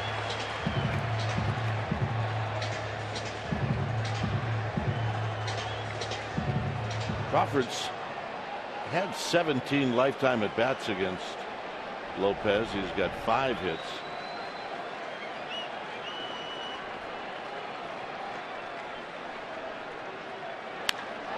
And this isn't going to work. Down the right field line. Kemp scores. Ramirez is going to score. And it's 4-1.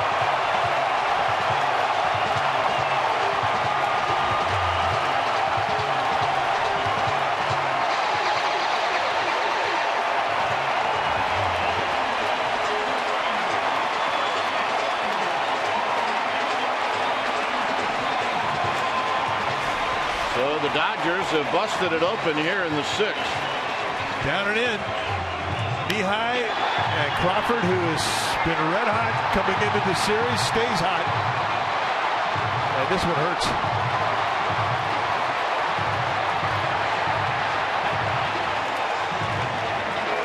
So Bruce Bochy comes out. And we're going to get a new pitcher. It's 4-1 with Machi coming in, and we'll be back.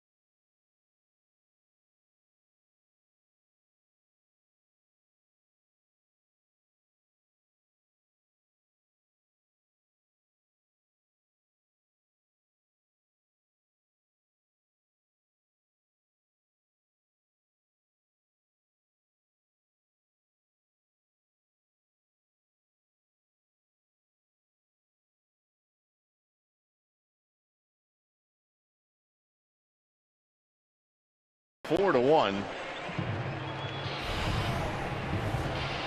Let's take a look at the numbers for Gene Machi. 70th time that he's coming in, 7-1 with a 2.20 ERA. 50 strikeouts against 17 walks.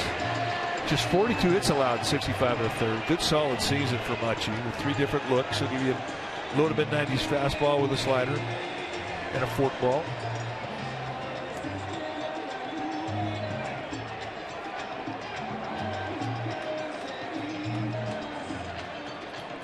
And it'll be Juan Uribe to lead things off. Uribe's 0 for 2.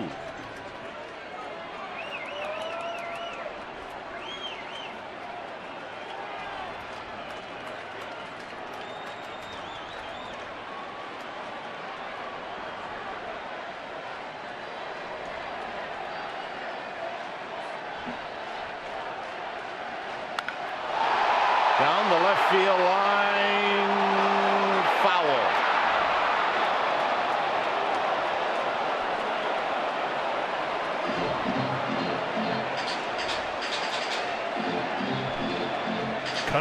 Coming at him with the first pitch, get it in, strike. And I think it was a forkball. And he just raked it. Strike 1.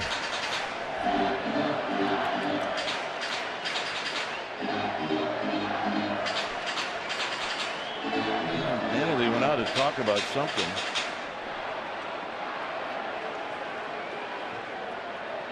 He's thinking that might be fair. That was fouled by 20 feet.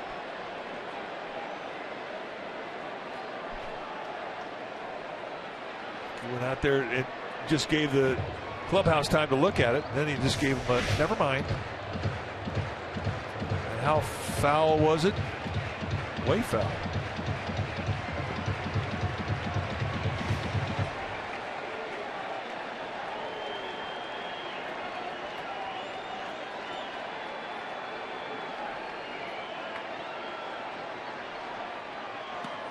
Down low, 1 ball and 1 strike.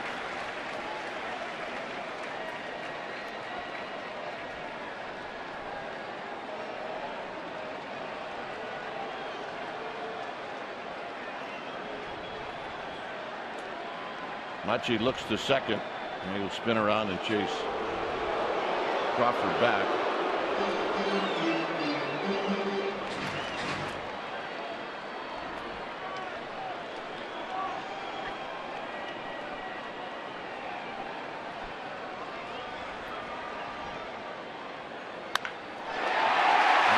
solid base hit. Dominguez has got a good arm, but it's offline. And coming in to score is Crawford.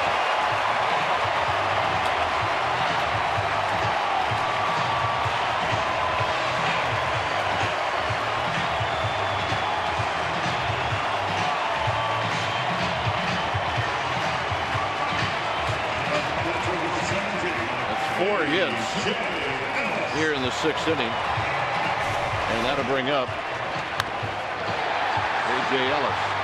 And Lorenzo Bundy, the third base coach for the Dodgers, I mean, no hesitation whatsoever. And an accurate throw, and they've got Crawford by a bunch, despite his speed.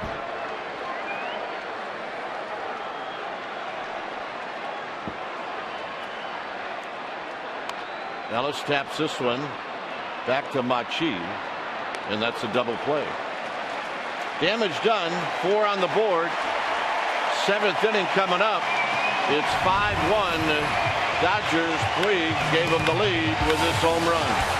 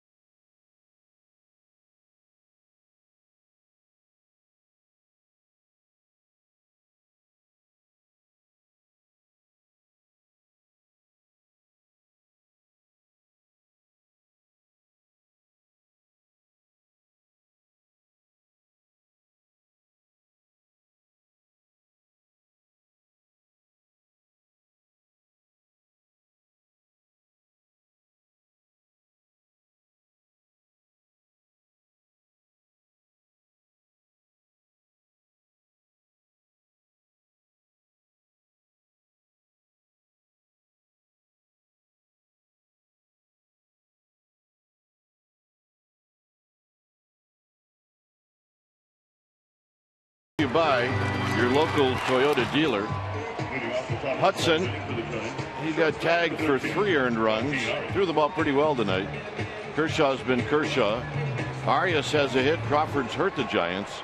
Puig's got a home run. And here is Arias to lead things off here in the 7th.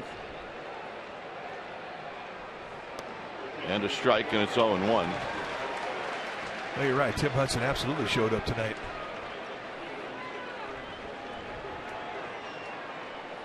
Giants with some work to do. They have to answer.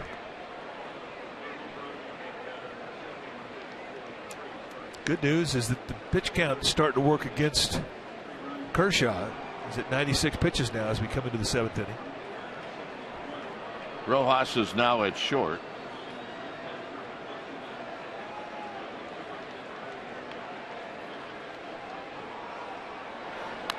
This is bounced foul.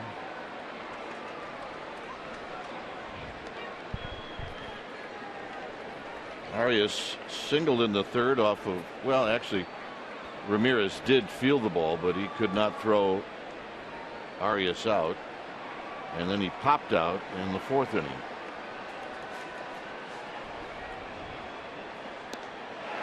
Arias is gone. Strikeout number 8. Slider has really been lethal. 2 strikeouts the first 3 innings for Kershaw. And now with that strikeout, the last 3 1/3, he's had 6 strikeouts.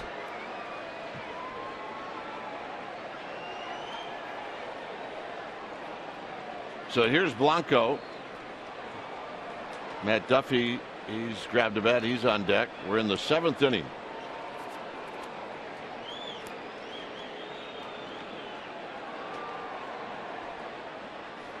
And there's a base hit into center field.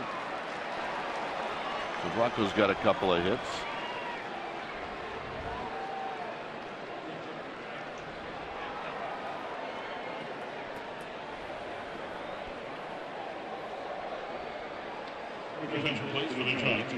Aerial coverage provided by Goodyear with superior performing tires that knock it out of the park. Goodyear, more driven.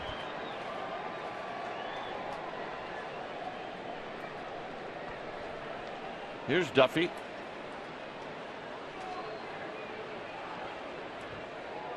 Love the blip. Limp is cool.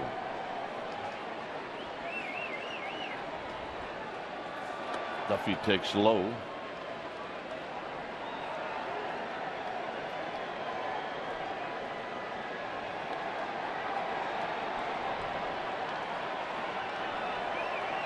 Duffy as a pinch hitter has been good. I mean, you get 4 to 13 in that role as a rookie. I mean, you're doing something. And he's got a base hit into right center field. Blanco's going to challenge Puig, and that's never a good idea.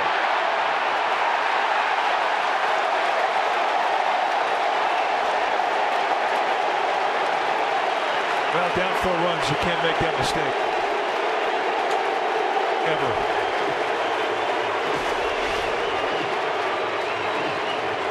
Puig has got a fantastic arm, and how about the athleticism?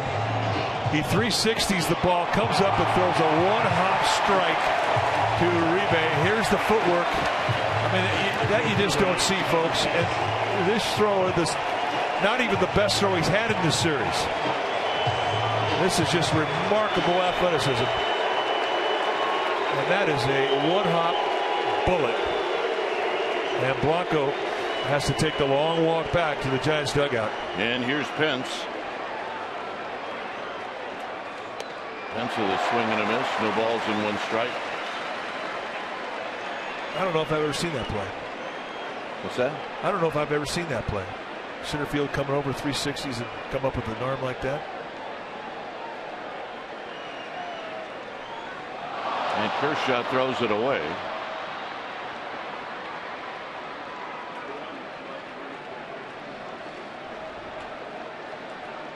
Every once in a while he'll do something that will show people that he's actually human.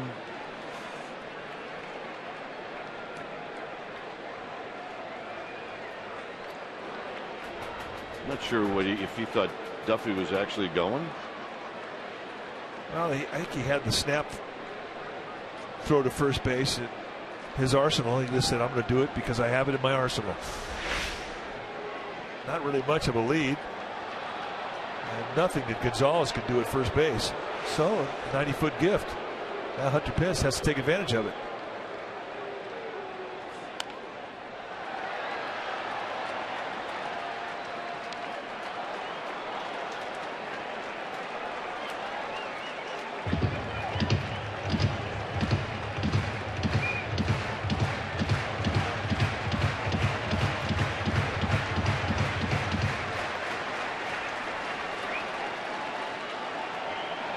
Two.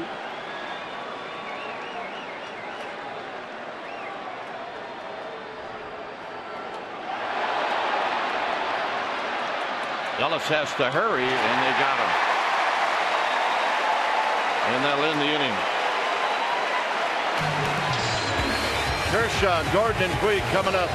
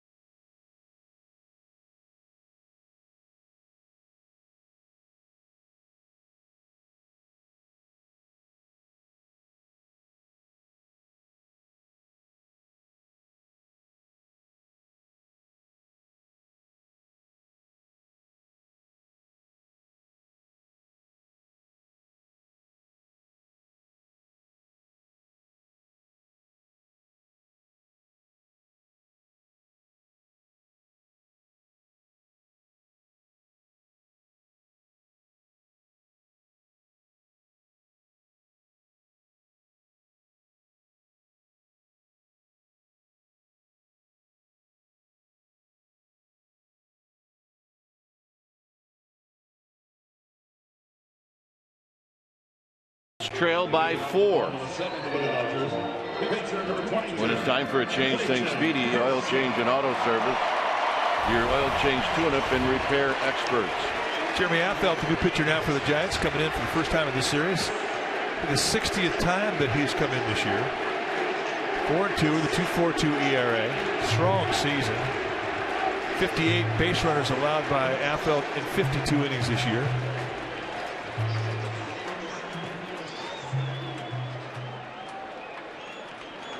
Kershaw is 1 for 1. He had a sacrifice bunt, and then he tripled home a run in the 5th.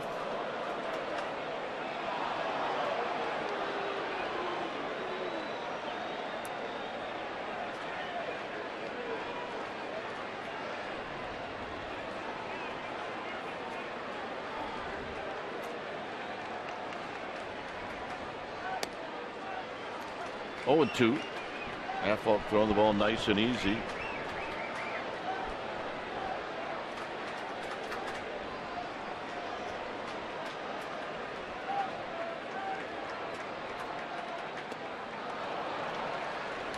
Kind of like facing yourself, young man. Well, yeah, that curveball's kind of like his. Well, this drama that can't be stripped, nonstop action, heart-pounding excitement, historic performances. Well, because October writes itself. Don't miss the 2014 postseason broadcast beginning September 30th.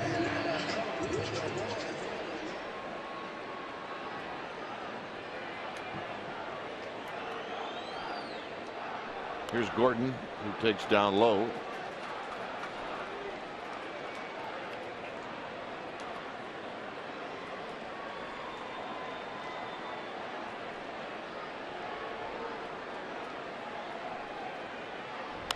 Bounces this one into the hole.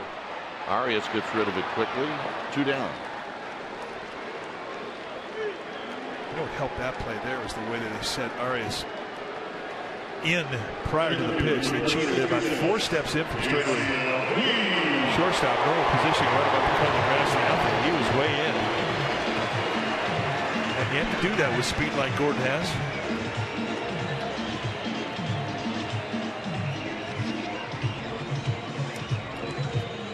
Puig is 1 for 3. He's got 1 hit in the series, and that was a home run in the 6th inning. That was the hit that kind of turned everything around. That was an 0-2 opposite field swing of the bat. Very impressive. And he takes a curveball down low.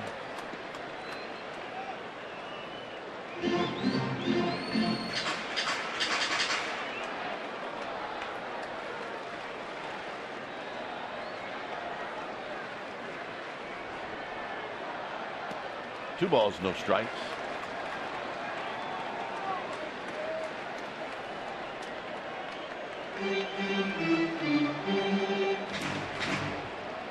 Hudson, Lopez, Machi, and now Affeldt.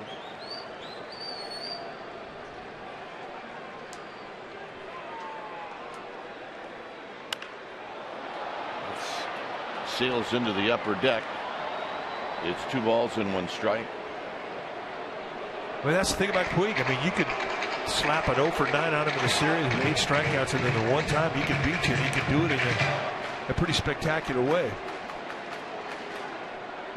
He had a pitch that was off the plate away to right field in the blue jersey. It's lined right at Blanco, and that'll end the inning. Panic Posey Sandoval coming up.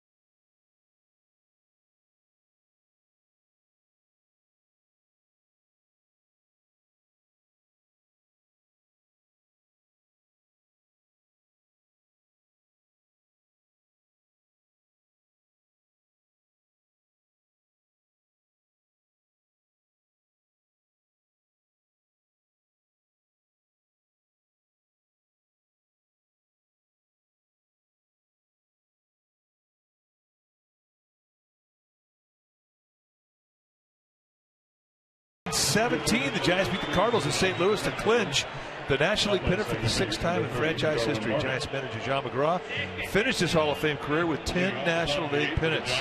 Second baseman, number 12. That's your McDonald True Stories. Here's Panic. Panic, Posey, and Sandoval.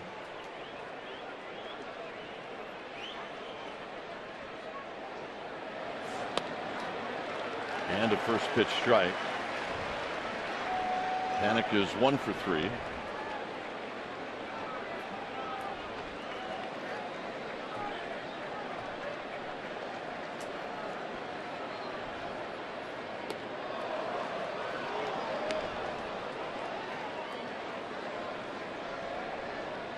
.106 pitches on the night for Kershaw. This will be his last inning. And I don't believe if somebody gets on, they'll even allow him to pitch.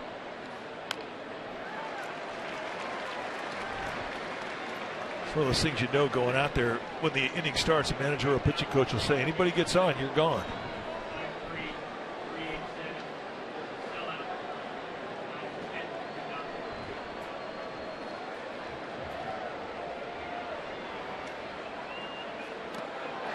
Panic strikes out. Double digits now in strikeouts for Kershaw.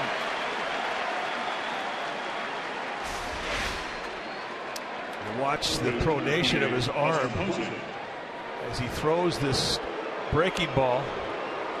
Good external rotation, and then his arm pronates through. And that's the throwing motion. And that's the motion that is hard on your elbow when you throw a slider or a breaking ball. Sooner or later, you will pay the fiddler for it. But not tonight.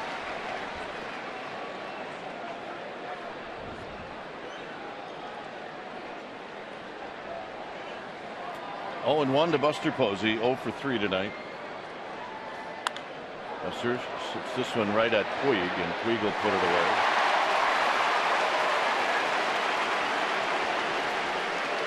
Two outs, and here's Sandoval.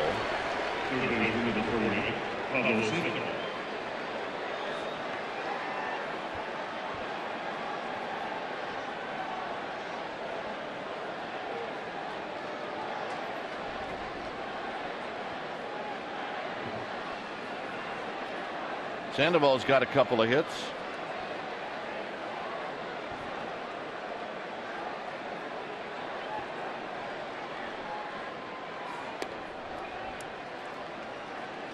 Giants have 8 hits. The Dodgers have 7.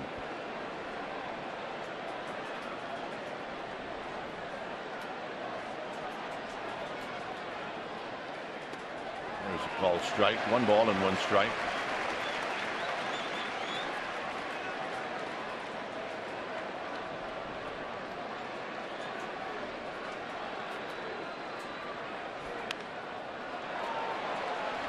One and 2.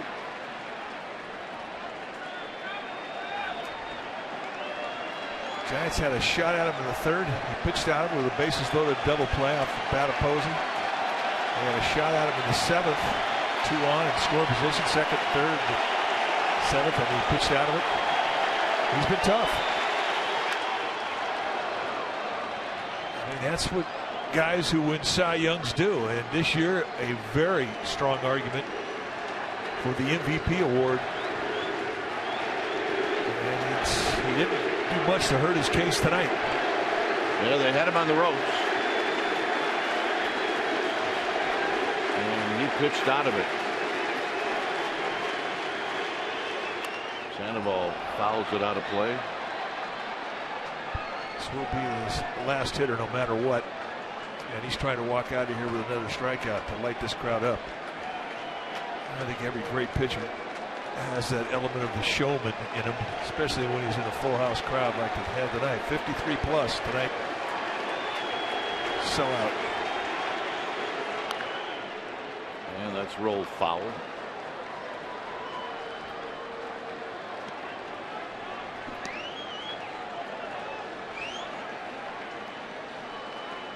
Dodgers have said that he will not make another start between now and the playoffs.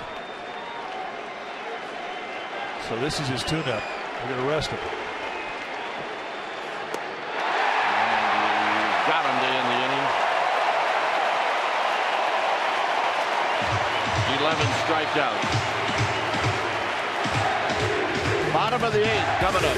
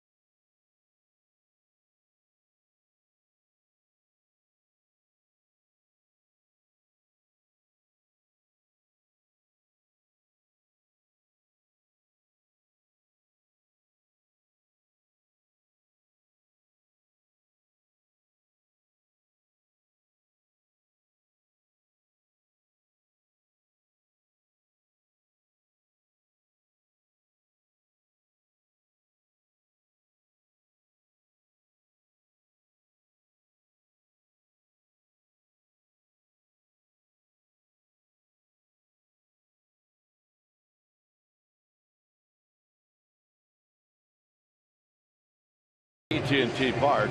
Pre-game live is going to start at 6:30. We'll have the game for you at 7, and it'll be the Giants and the Padres, and it'll be Yasmero Petit against Andrew Kashner, and that'll be game 1 of a 4-game series, all on Comcast Sportsnet Bay Area. 23, Adrian Gonzalez. A 5-1 lead for the Dodgers. A win, and they celebrate. When it's time for a change, think Speedy Oil Change and Auto Service. Your oil change tune-up and repair experts. So Eric Cordier is going to come in now for Bruce Bochy. 5th time that he's come in. Eric Cordier, he of the blazing fastball. You're going to see some triple-digit fastballs here. Goes very hard with a hard slider to go with it. But he's had a fastball that's been fun to watch. And Gonzalez is going to take a pitch high. At 100 miles an hour.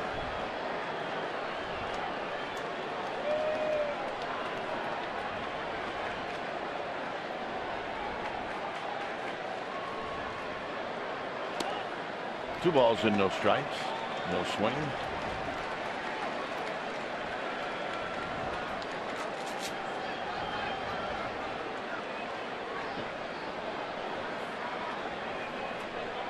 Kemp to follow.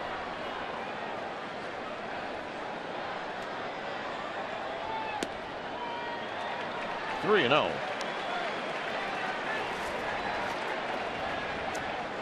And you can imagine Cordier, who had been in the minor leagues for 11 years before he got to the big leagues, a little amped up with 53,000 here.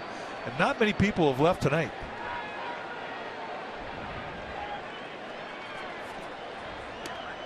And that's a 4-pitch walk.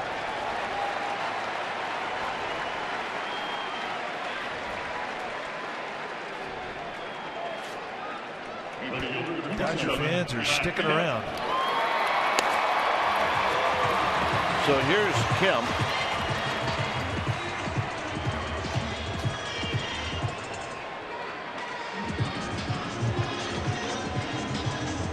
Kemp is 1 for 3.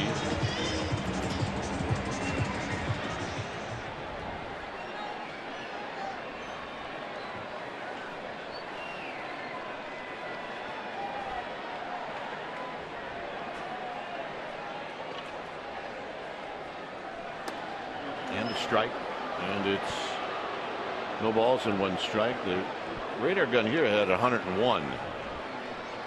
No, I believe it. I mean, anything he puts up there in a speed gun is not going to surprise you. I mean, he is legitimately one of the hardest throwers around. 0-2. And that's his first slider at 90.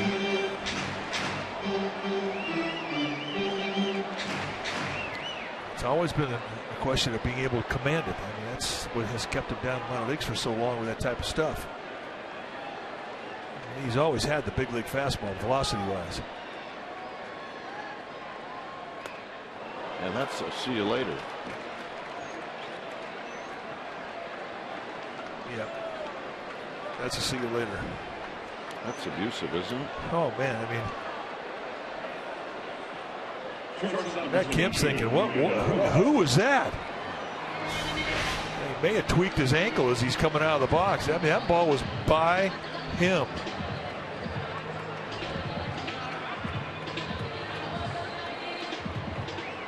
So here's Rojas. He may have hit his back ankle with a bat head.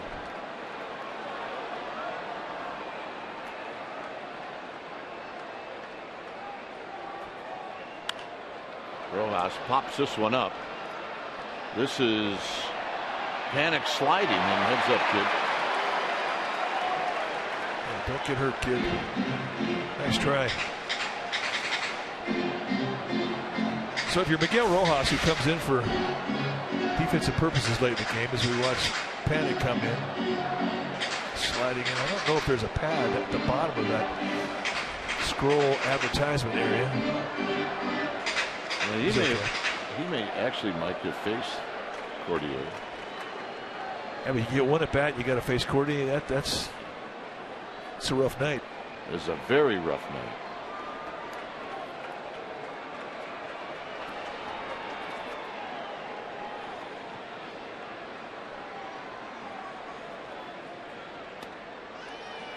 Because there is a spooky factor in taking your at-bats against Cordier. Every once in a while, he'll try to add on, fly that front shoulder, and he'll throw a heat seeker right into whoever is standing in that right-hander's batter's box.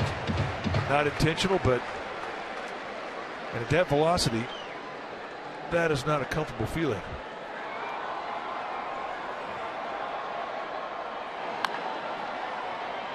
It's pretty amazing how 100, 101 will get the attention of the other team.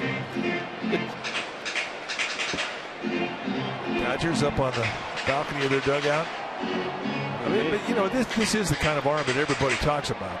Yeah, kind of rocking along. They got a nice 4-run lead. All of a sudden, you bring in a guy like this.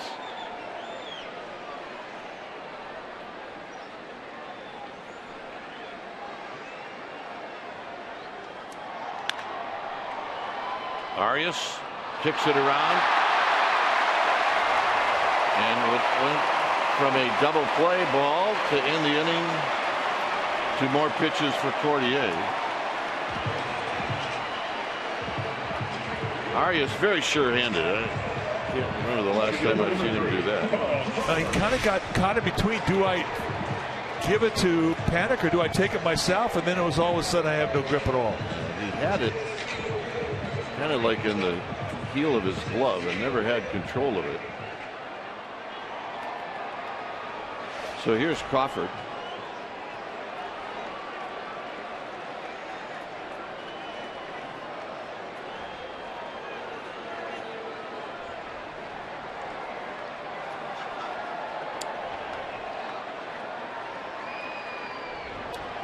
No balls and 1 strike. Better start a little quicker. And that is the conversation you'll have with yourself in the batter's box when a guy throws one by you at that velocity. And it just comes out of his hand easily. And it's not like he's out there grunting on every pitch.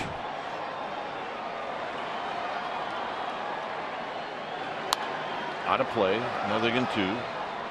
And that was 99, perfect location. A project arm for a long time, and he's finally made it to the big leagues this year. And he's been a joy to be around. I mean, you spent 11 years in the minor leagues. You're going to develop some humility. You just are. And he's always had that collar around his neck of the word potential because of the velocity that he has on the fastball.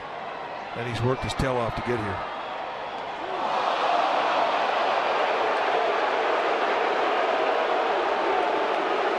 Ouch.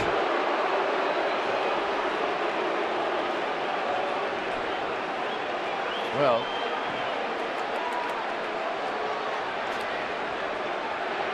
that's going to load him up for Uribe.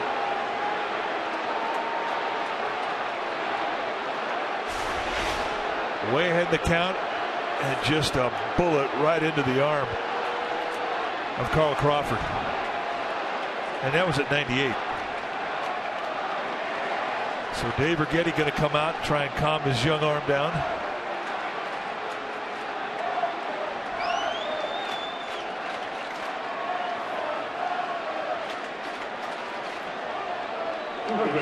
So now you look at the Giants, who's coming up, and which one's going to wear it.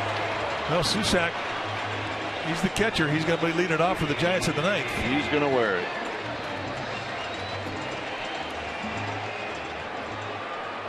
And here's Uribe.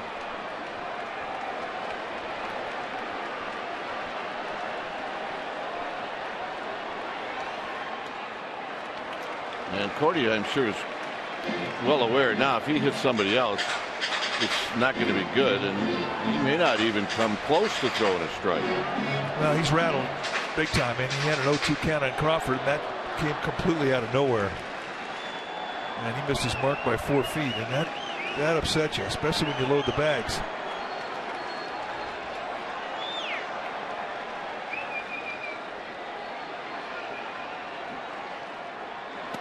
No, so Uribe's not one to give. 1 ball and 1 strike.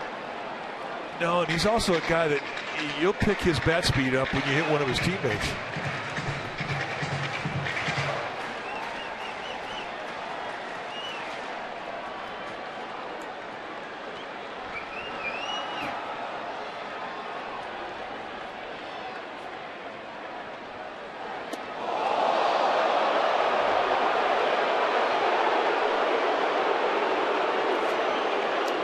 And that was close. And that was above the shoulders.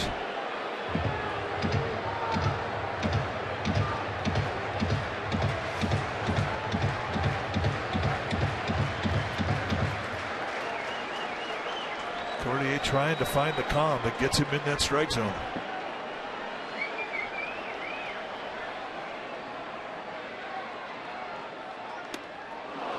Two and 2. So Uribe helps him out.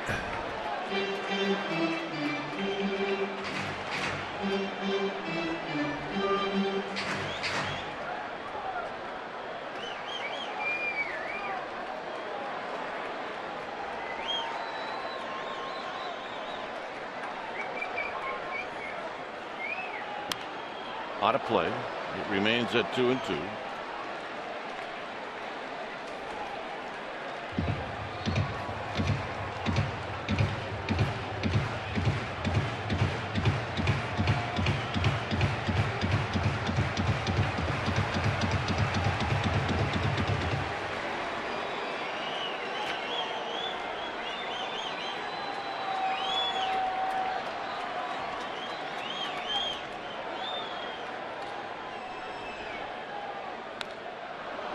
Fouled at the play. He threw him a breaking ball.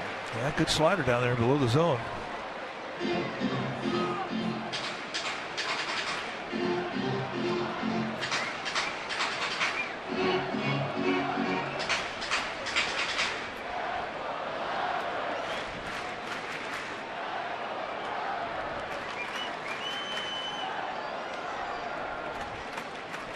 Two balls, 2 strikes.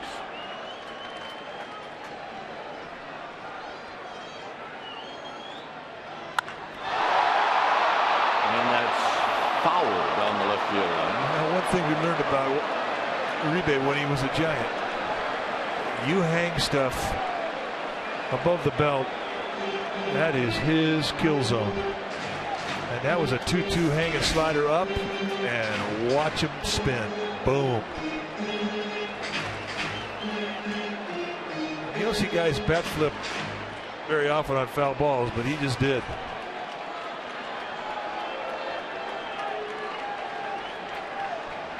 Two and two. Susak senses a little bit of an overthrow in that last one. He makes one and calm him down to get him back in the strike zone.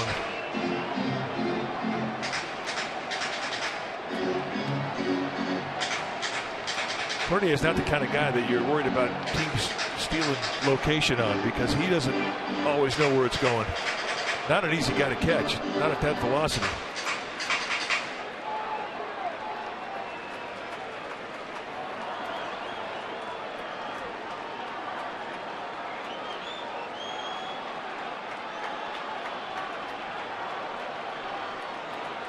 Two balls, two strikes.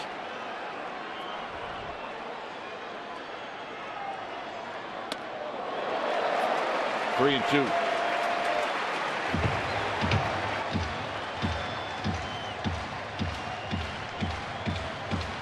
Juan Gutierrez is one pitch away from being in this game if it's a ball or a hit.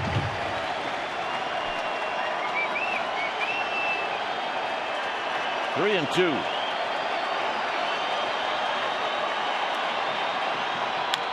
On the ground and a base hit.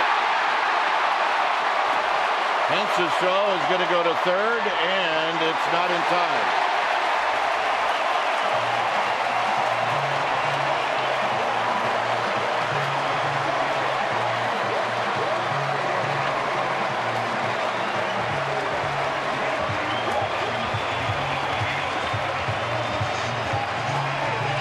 Remember, the Giants could have been in the dugout on the double play ball to Arias.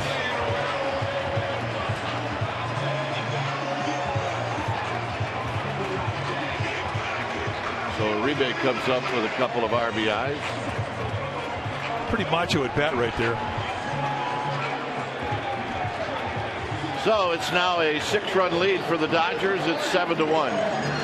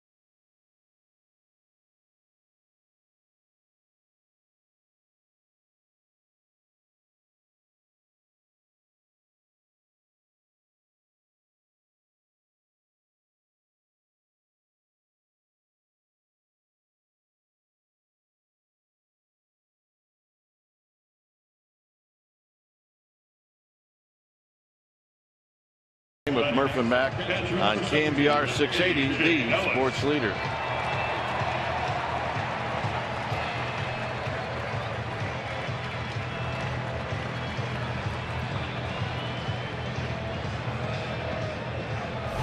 So a new pitcher now for the Giants will be Juan Gutierrez. 60th time that he's come in. 1-2 with a 4.04 ERA. He's had a good season. He's going to try and bring some calm back into this inning. Got his pocket hanging. Tuck that bad boy in. They'll let you take your at-bats with that pocket hanging out, but pitchers, yeah, it's a distraction. Umpires will not allow it.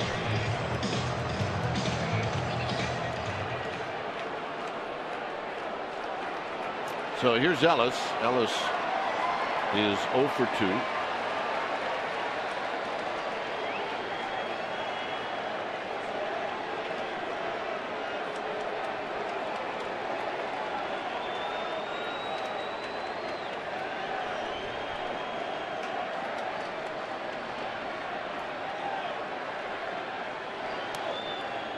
One ball and no strikes.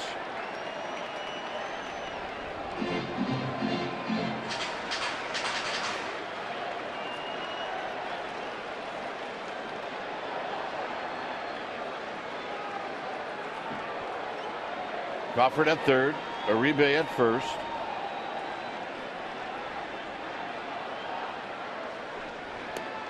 And the pitch is high, 2-0.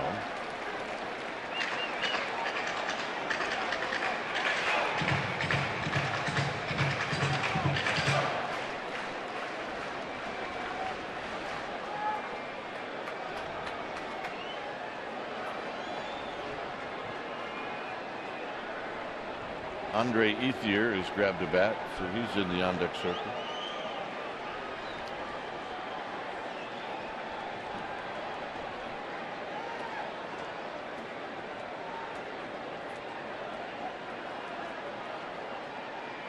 Foul back. Ellis had a good pitch to hit. And it's 2 balls and 1 strike.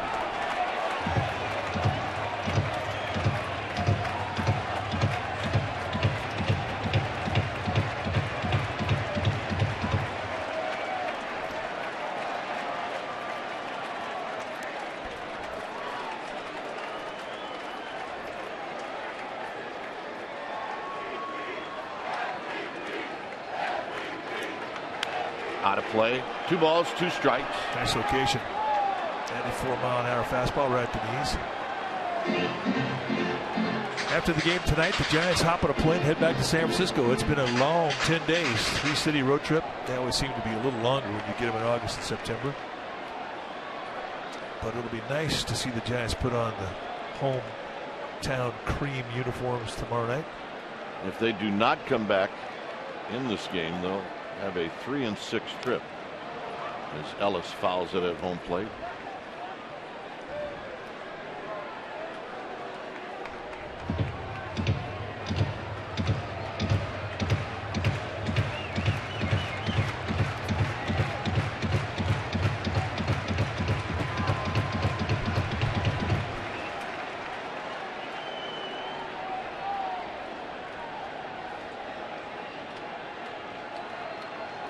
Two and two. Here's the pitch to Ellis, and Ellis bounces this one to Sandoval. He'll go to Panic, and Panic will sling it over to first. It's not in time. Crawford scores.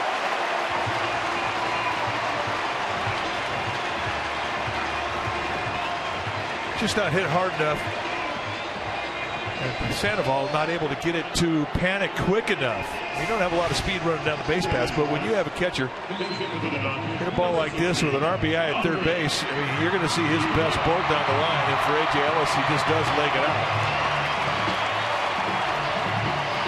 Not that you're really concerned about times to first base for a catcher in September.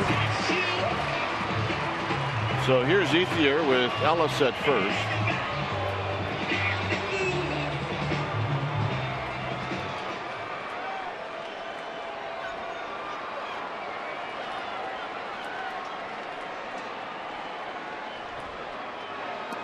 Ethier takes low. He's hitting at 249. No more 4 or 5 man rotation in the outfield. Ethier is the odd man out of the group.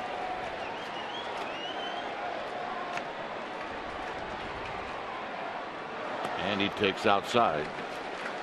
Yeah, it's pretty much Carl Crawford, Yasiel Puig, and Matt Kemp. And when the Dodgers do see a left-handed pitcher, they'll rotate Scott Van Slyke into left field and give the left-handed hitting Crawford a night off.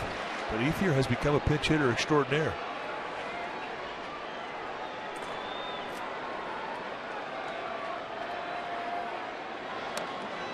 3-0.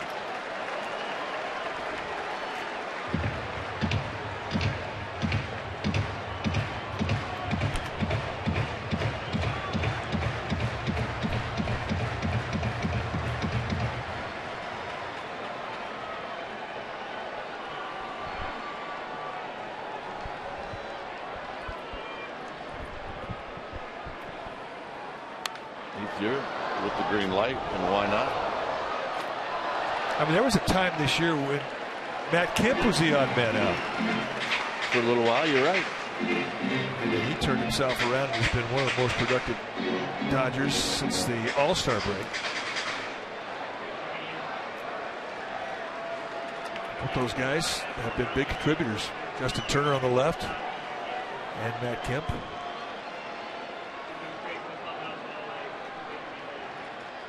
Three-one pitch. Here it is to Ethier, and it's high, ball 4.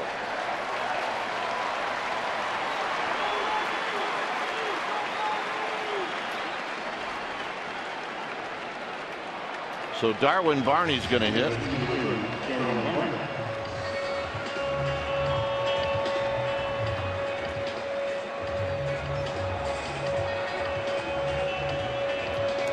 Now this is a maintenance at bat right here for Darwin Barney.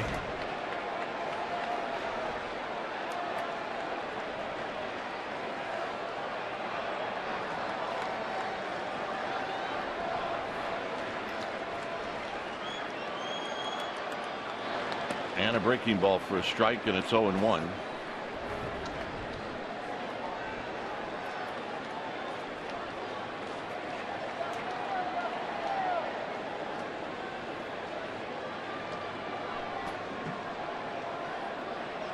Two walks in the inning, an error. Crawford hit by a pitch. 4 free passes.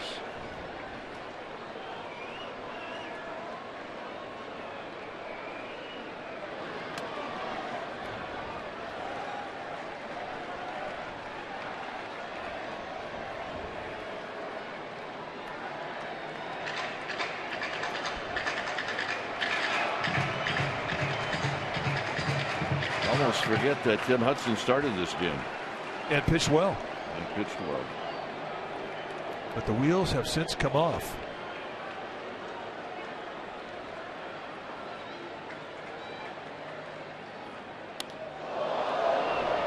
Two balls and 1 strike. That pitch probably not as inside as it looked.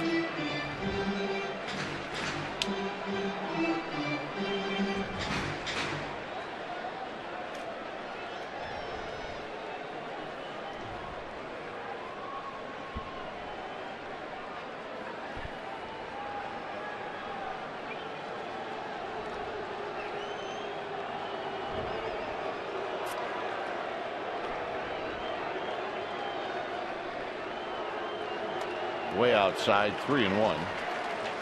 It's rare to see Gutierrez have problems with command. I mean, he's been pretty steady in the strike zone for most of the summer. He did have a little flare up in his tendon in his bicep. Sat him out about a week and a half, then he came back and really was never an issue again. You saw once he got some rest, about 10 days of it, curveball came back to him. But he's never had a bout with wildness like he's having right here.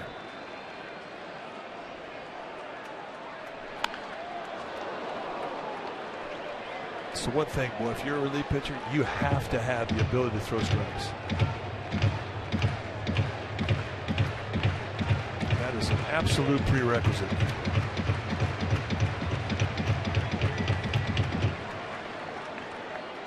Because the old saying in baseball is you cannot defend against a walk or a hit batsman.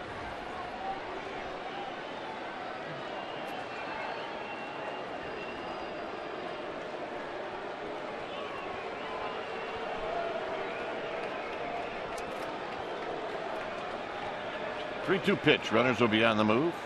And the half inning that won't end moves on. Now it's a 29-minute inning. I mean, you don't look to see the pace pick up when you bring Juan Gutierrez into a ballgame. He's very slow. But what as possibly could go wrong this inning has gone wrong. We've seen a hit batsman, walks, errors. The bubble has been popped.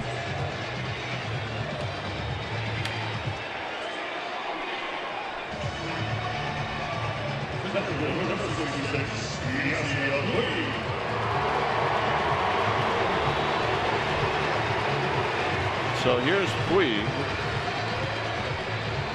Puig is 1 for 4. He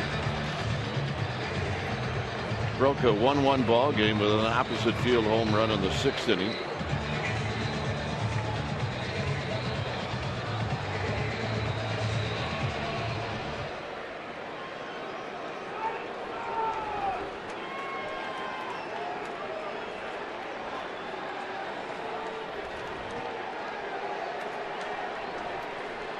Susac trying to root Gutierrez on, get him in that strike zone.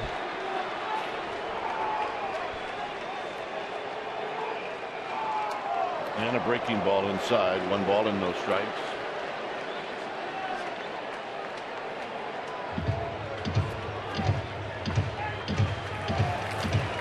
Chris Heston starting to heat up. That thump you hear, that's the heart beat of Chris Heston down the Giants bullpen.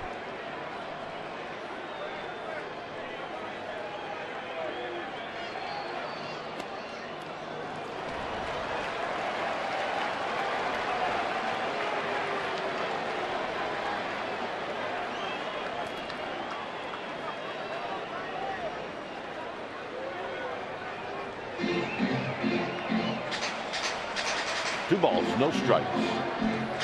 Ellis at third, Ethier at second, Barney at first. Bases loaded, 2-0 count. Puig is drooling in that batter's box.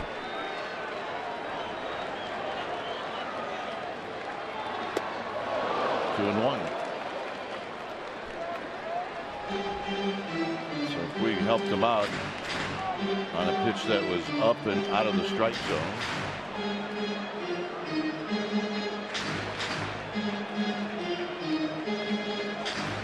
You got a guy on the mound who's extremely slow. You got a guy in the batter's box who's just not in a hurry.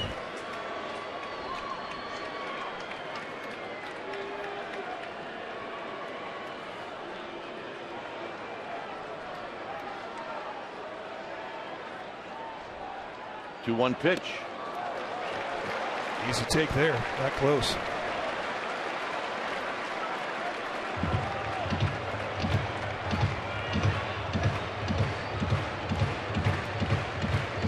Gutierrez look back out towards center field. Well, he can't figure it out. Trying to figure it out. I mean, he's not used to this.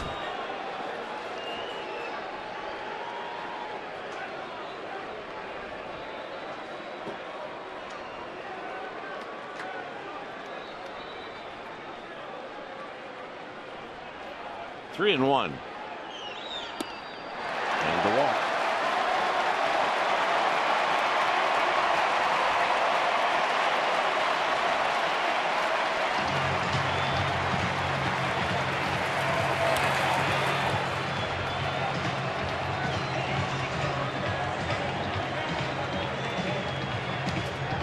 So Gutierrez, he's going to depart. It'll be Heston. It's 9-1, and we'll be back.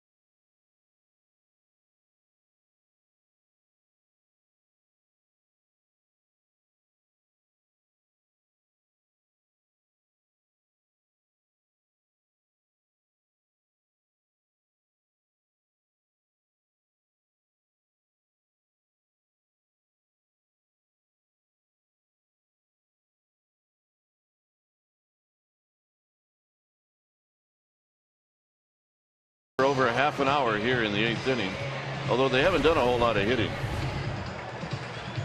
It's been walks and errors and hit batters. So Bruce Bochy flips the ball to Chris Heston. This is what he did this year in Fresno in 28 starts. I mean, he really had a solid season. 12-9 with a 3.38 ERA. He was amongst the PCL leaders in a lot of categories. Second in ERA, tied for second in wins, third in WHIP. I mean, he had a solid season. 125 strikeouts against 51 walks. Heston, 26-year-old right-hander, 6'3", 195-pounder out of Palm Bay, Florida. Been his 12th round pick in the 2009 first-year player draft.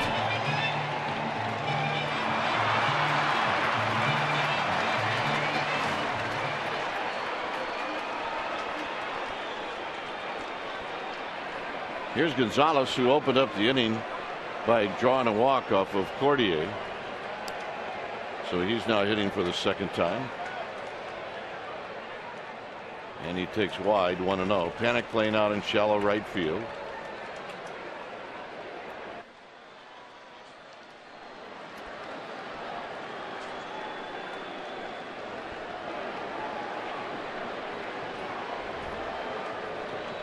So Buster Posey out.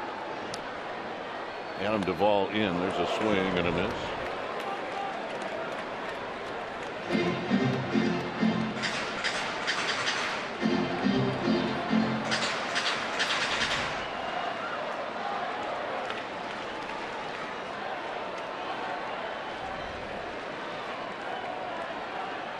One ball and one strike.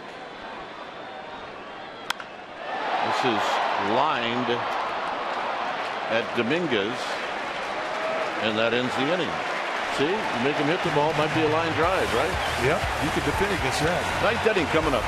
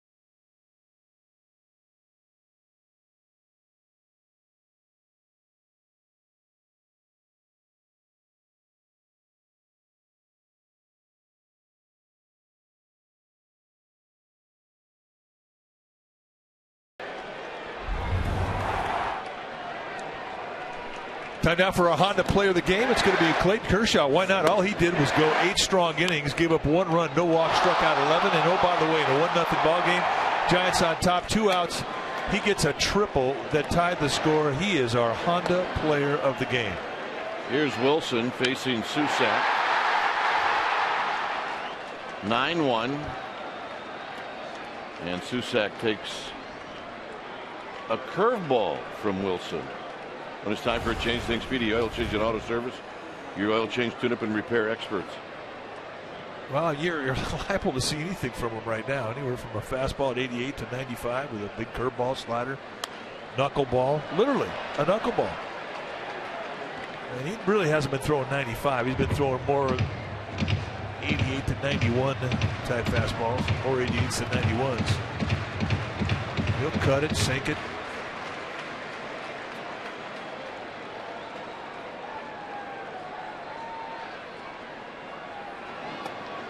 Outside to Susak. 2 balls and 1 strike.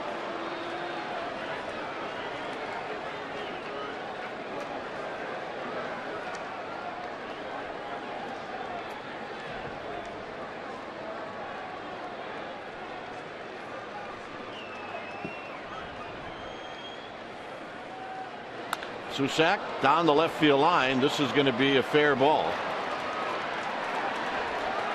So Susak is going to have a double off of Wilson. It all started with a leadoff double. Greatest comeback in. Oh well. It's all right. Set the bar high. Come on. I agree. Plenty of activity in the Dodger pen. See Pedro Baez, the right-hander, Paco Rodriguez, the left-hander. Here's Dominguez.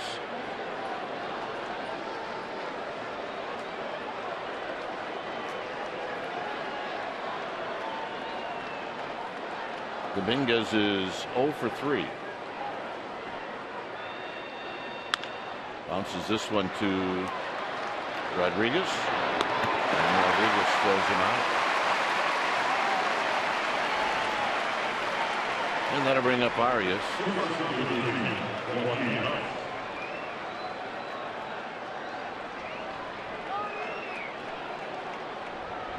Arias tonight is 1 for 3.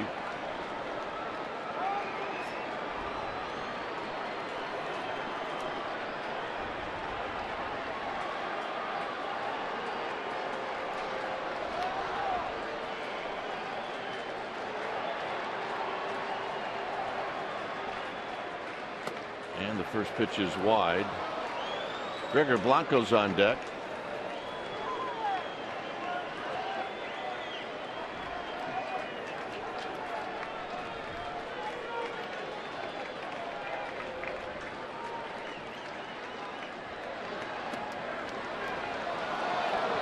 Wilson is barking at the home plate umpire.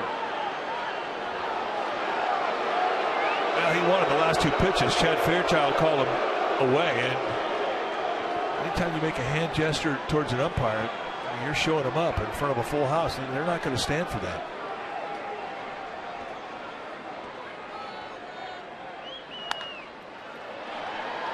Gonzalez will watch this one, and it'll be in row number 1 behind the dugout. Here's this breaking ball that Wilson thought he had. Now watch Wilson's in. What was that? What?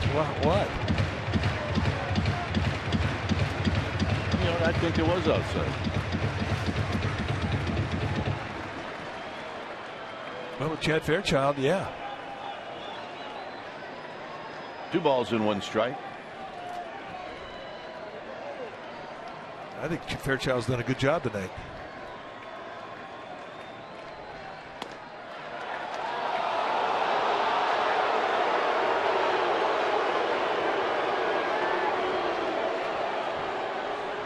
Showing umpire up, and he's not going to give you a whole lot of room out there in the corner.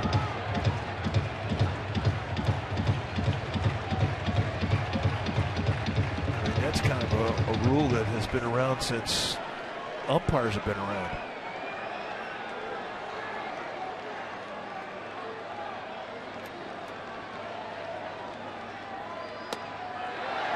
Three and two.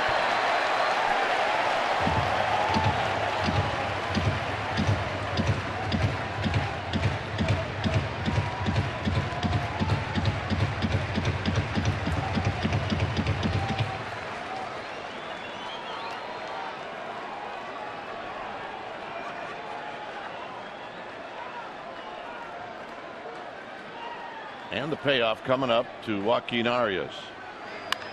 Hit out to right field. And Kemp will put it away.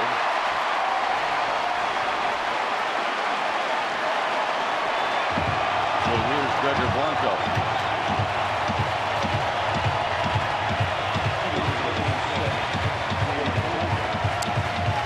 And this place has remained packed for one reason. And the Giants, or the Dodgers, are 1 out away from giving them that celebration everybody came to see.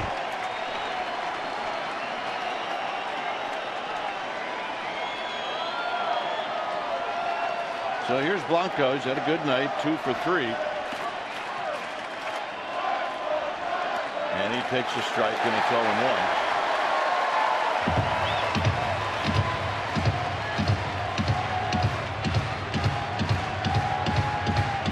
Not an easy thing to watch if you're a Giant. A Dodger celebration.